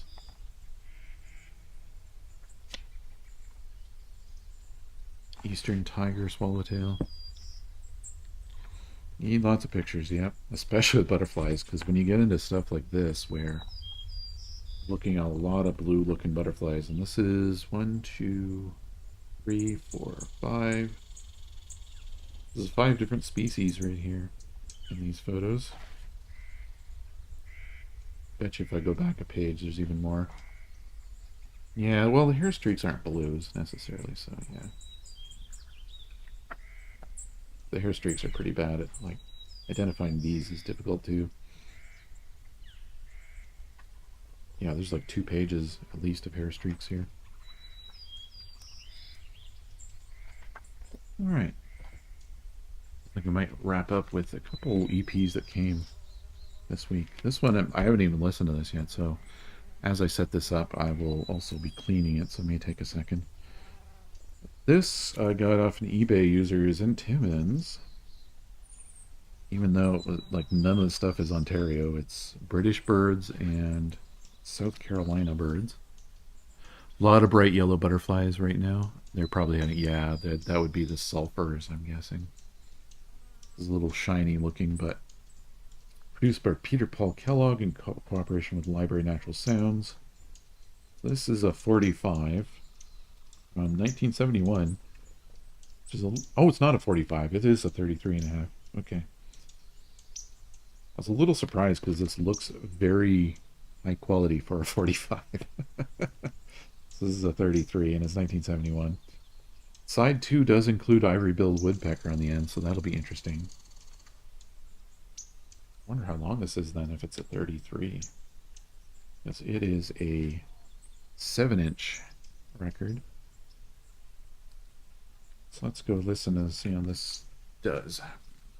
I'm going to have to turn off these other sounds. First I'll clean it up.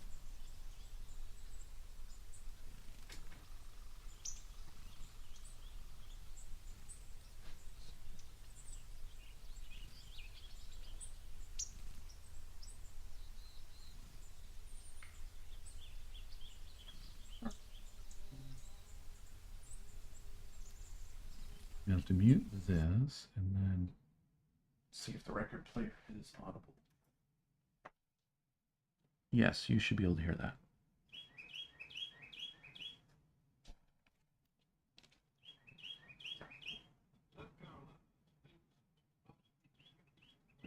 Wait, no, you can't hear that yet. I can hear it, but you can't, because it's just coming through my mic is what's happening. Just got to adjust one of my sources here. Yeah, there we go. Should be that. There we go. You should be able to hear it now. Once it gets going.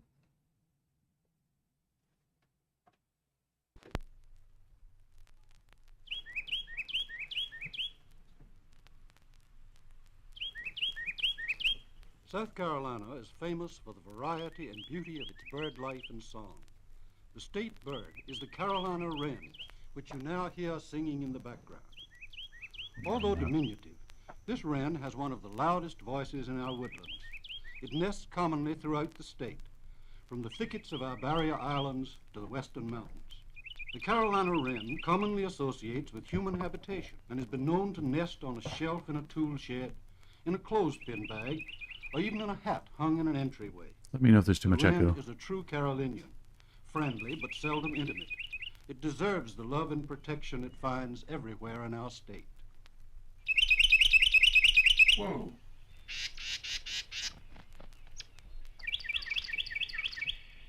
I'm going to bring that down a touch.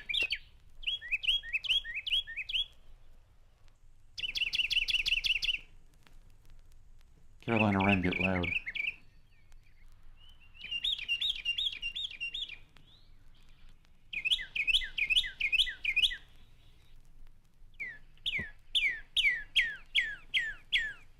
Unlike the Carolina wren, which is more often heard than seen, the cardinal or redbird is one of our most conspicuous flashes of color, living and nesting close to our homes, delighting us with variations of song beyond compare.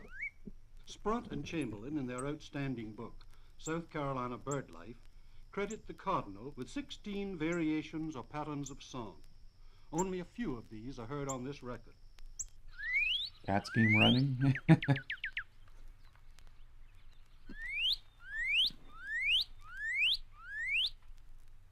Oh, my cat's starting to stand up.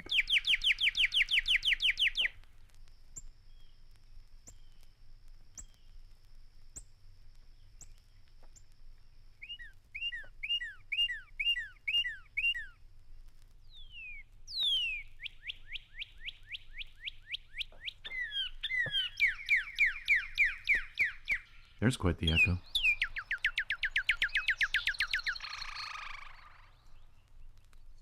The painted bunting or nonpareil, Ooh. as it is known locally to many who love it, is South Carolina's most colorful bird. Smaller than a song sparrow, its beautiful warbled song, reminiscent of a vireo or a purple finch, is a favorite. In March, the male bunting arrives a week or two before the female, and South Carolinians consider its gay song a sure sign of the arrival of spring. Painted bunting, I don't get to hear many recordings of ever, really. You also have rufous-sided towhee, but that's just eastern towhee now.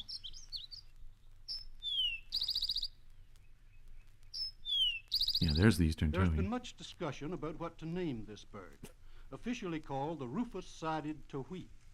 Among its other names, a favorite here is joree, another chewink, and still another ground robin. By any name, however, it is a lovely bird which frequents woodlands, swamps, and yards, calling through the year and singing its beautiful clear song during the nesting season.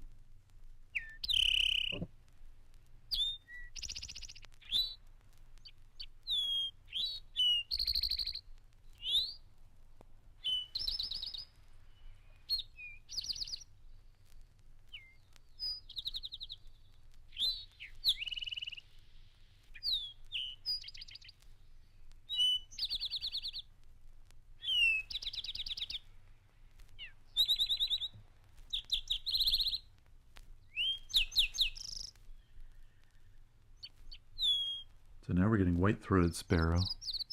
Or white-throated, yellow-throated The warbler. yellow-throated warbler is common over most of South Carolina throughout the year, and it is one of the earliest to burst into song, filling the woodlands, cypress swamps, and even the coastal thickets with melody. Many of us think of it as the warbler closely associated with Spanish moss on great live oaks of our cities and estates. But it is an adaptable species and can nest where there is no Spanish moss at all. The song is characteristic and easily recognized.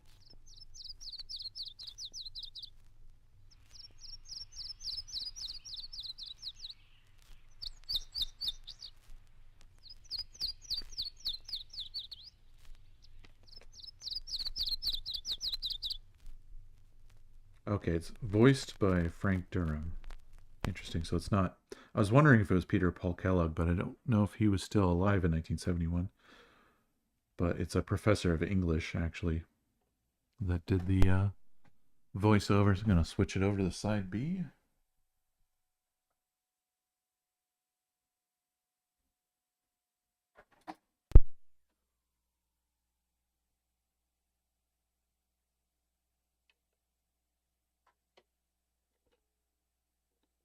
This is only an EP, so it's quite short. At least it's not also a 45. South Carolina is a mecca for the mockingbird, That was the certainly mockingbird. among the most versatile of avian songsters. Oh, have a good night, Summer Wildcats. and winter, day or night, the mockingbird is likely to burst into song. But of course, he is most active during the early spring. Of course, these are... Listen to the mockingbird is no idle phrase, and his songs are probably known and loved by more people than any other. So it's now known as the northern mockingbird.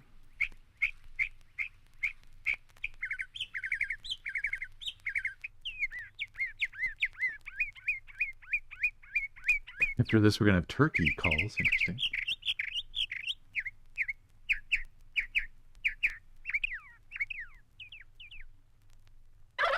Long ago, the wild turkey was common throughout most of South Carolina. Now this great bird is locally common in portions of the lowlands and the western Piedmont, where limited hunting is permitted. Nothing stirs the blood of descendants of the early settlers as does the gobble of this majestic species.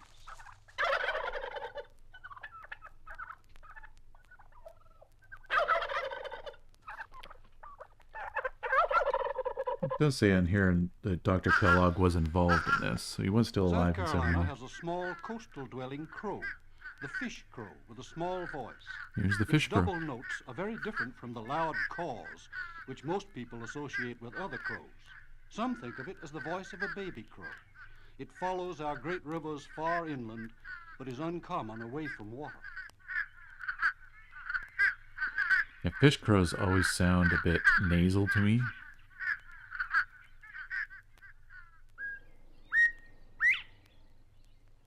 The bob white, Upper also Piedmont, called okay. bobwhite quail, quail, or Never saw a partridge, turkey, huh? is a favorite game bird in South Carolina, as well as having a delightful and friendly song and disposition. Wonder if you ever saw a It is found bobwhite. walking, scurrying, or bursting from cover. A wonderful friend to share our farmlands and open country.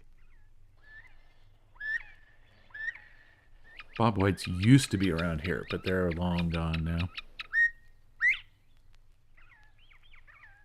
Occasionally one will show up, but it'll be pretty obvious that somebody had introduced it. There is no population breeding here.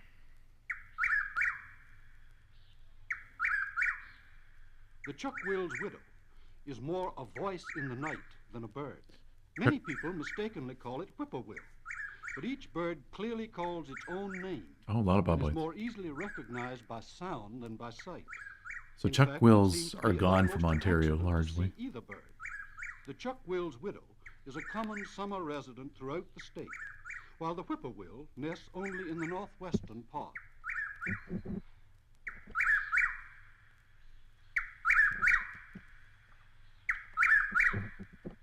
You can kind of see here the index, as it were. The table of Here is the contents. song of the whippoorwill for comparison. This one we still have quite a few in Ontario. Not as much as we used to, though. Southern Ontario doesn't really get this species anymore. But the north does. Whoa. The pileated woodpecker is very nearly the size of a crow. Both male and female have brilliant red crests. The call of the pileated has an explosive quality, literally bursting out of the stillness of the forest. This is our common lodge woodpecker. Don't mistake it for the next species. I've always known as pileated, not pileated, but I'm sure there's variation. Larger than a crow, the ivory-billed woodpecker is truly a sight to behold. Many people confuse the pileated woodpecker with the ivory-bill, but their voices are very different. Sprunt likens the call of the ivory-bill to that of a white-breasted nuthatch, and certainly it has that quality. The ivory-billed woodpecker may be extinct in South Carolina, but many of us hope that the bird may still be found in some deep swamp or remote forest.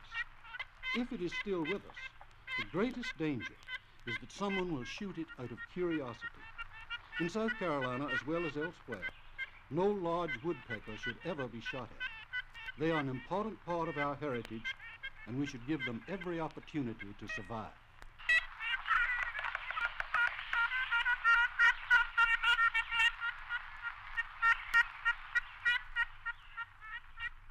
So ivory-bills are probably extinct. Can never be entirely sure, because it could be some hiding some obscure corner of Florida or something. But those are some of the only audio recordings that exist of the ivory-billed woodpecker. And those were done by Dr. Kellogg, the one who did a lot of the recordings of this album. And he did those in like the 30s, I want to say maybe the 40s.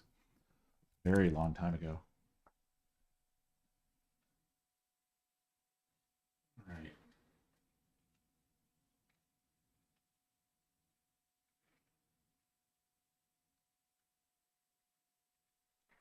Gonna put this away and get the next slide.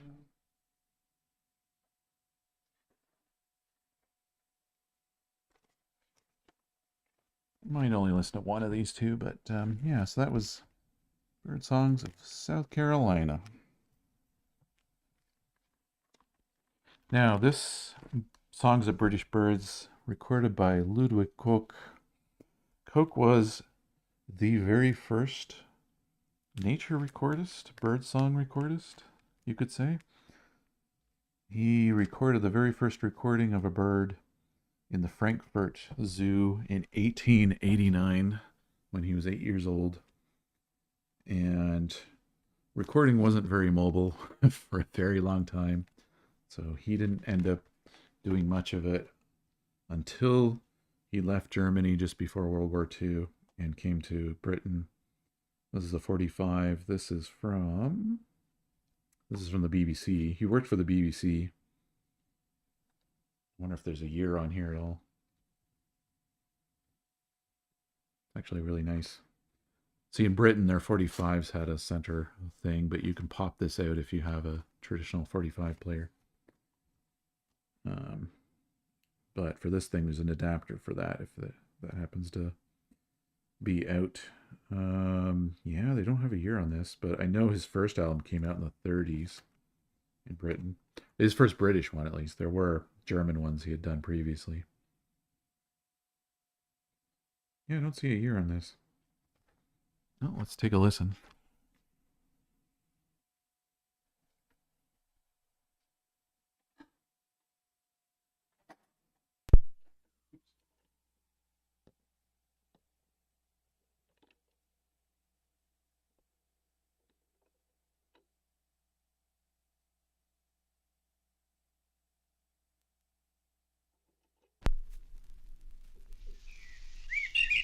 This is a 45, so it'll be pretty short, I think.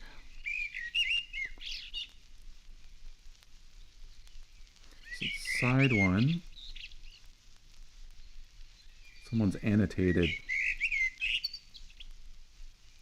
The blackbird is the merrill. The sod thrush is something else. Robin is the rude roost.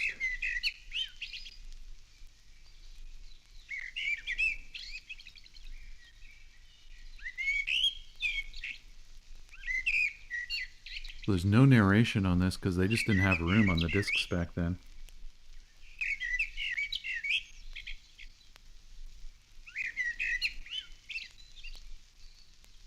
They actually advised that you buy a book that came with this. And just get it from your HMV dealer.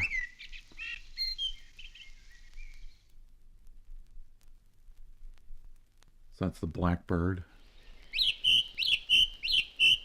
This is the song thrush. At least I'm guessing that's the case.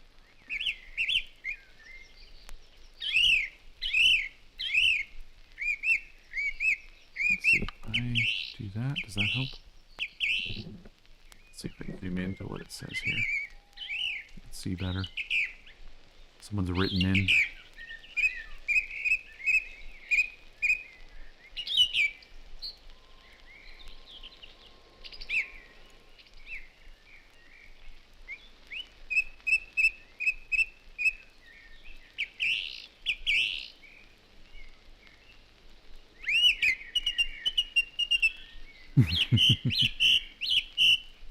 It's a loud one.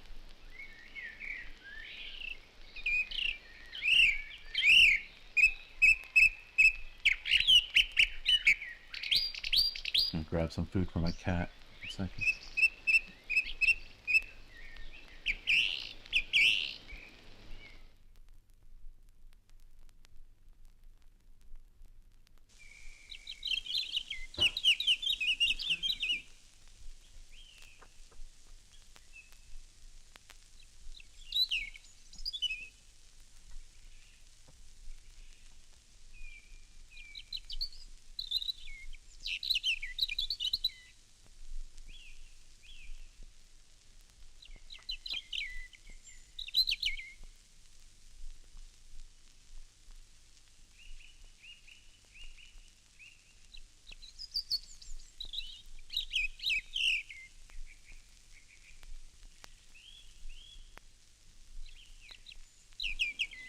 I think this is the robin. Wait, no, we just had that. No. No, I think that's the robin. The Eurasian.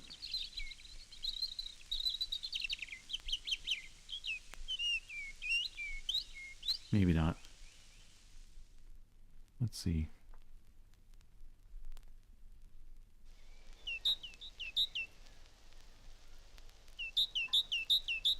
Nope, I was wrong. That would have been the blue tit. Because I think this is the chaffinch.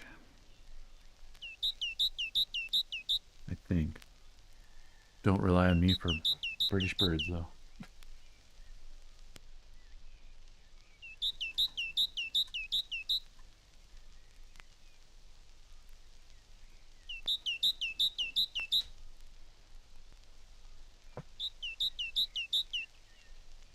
Chiff chaff, I'm pretty sure I know, because it's like they say chiff chaff, chiff chaff.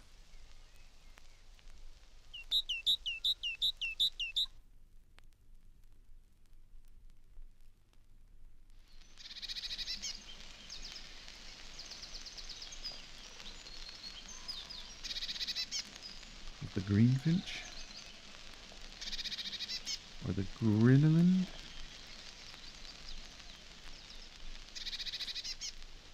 Oh wait, chaffinch doesn't do chiff chaff. Chiff chaff is chiff chaff. So I don't know if that was chaffinch or not. I'm so wrong.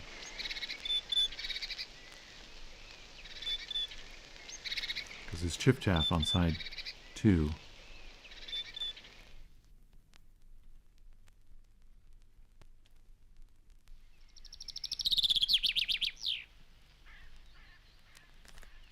Yeah, I was horribly wrong.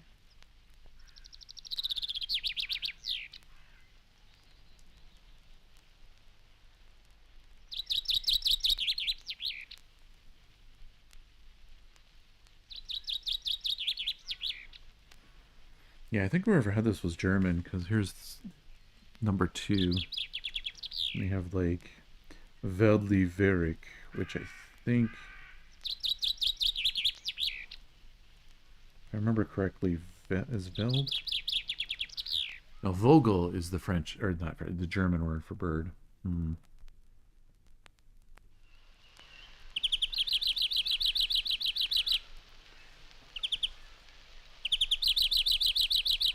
Maybe this is the chaffinch finally. Maybe those were the great tit, blue tit.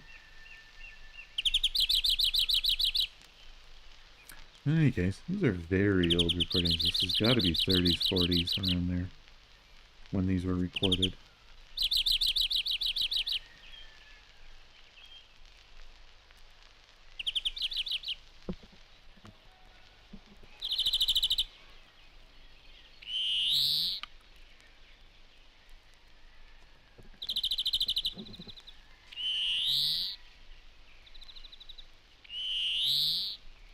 I suspect this is the greenfinch.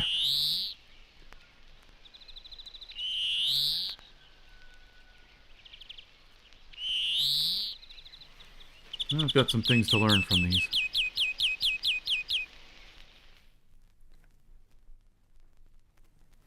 Alright, that's a little sample from this one. I'm gonna wrap up for the night here. We'll see who's on. Set the rate over 2.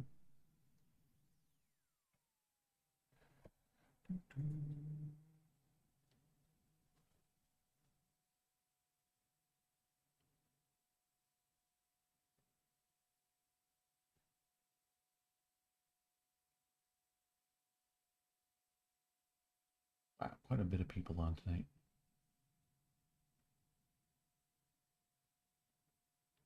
I want to filter down to some things more relevant, though. If I find someone else doing anything bird related. Also that. That could be another one. Wow, so many people on tonight. Oh, maybe. Let's go see.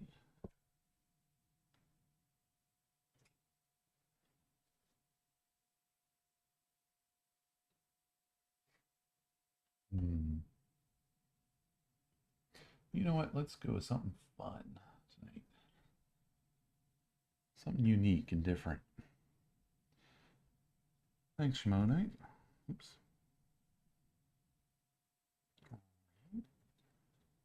No raid corn relish. We've never raided corn relish. I don't think she's ever been on while I was streaming. She's got a unique stream, to say the least. She is... What is she baking tonight? It's a sort of cooking stream. It's a cooking stream in a miniature model kitchen. And miniature, I mean like absolutely tiny. Like her hand sticking in there is going to look gigantic. Looks like they're making pita bread, pickled red onions, lamb of beef, gyro meat, and tzatziki something or other. You'll see when we get there what I mean by all this. So enjoy the unusualness of this of her stream and the chill vibes and so on. So have a good night, everybody. And yeah, I'll be back next week with this. Hopefully this week I'll get in some gaming streams again too. All right, let's go say hi. Yeah, you're going to be very confused when you get there. Let's go say hi to Corn Relish.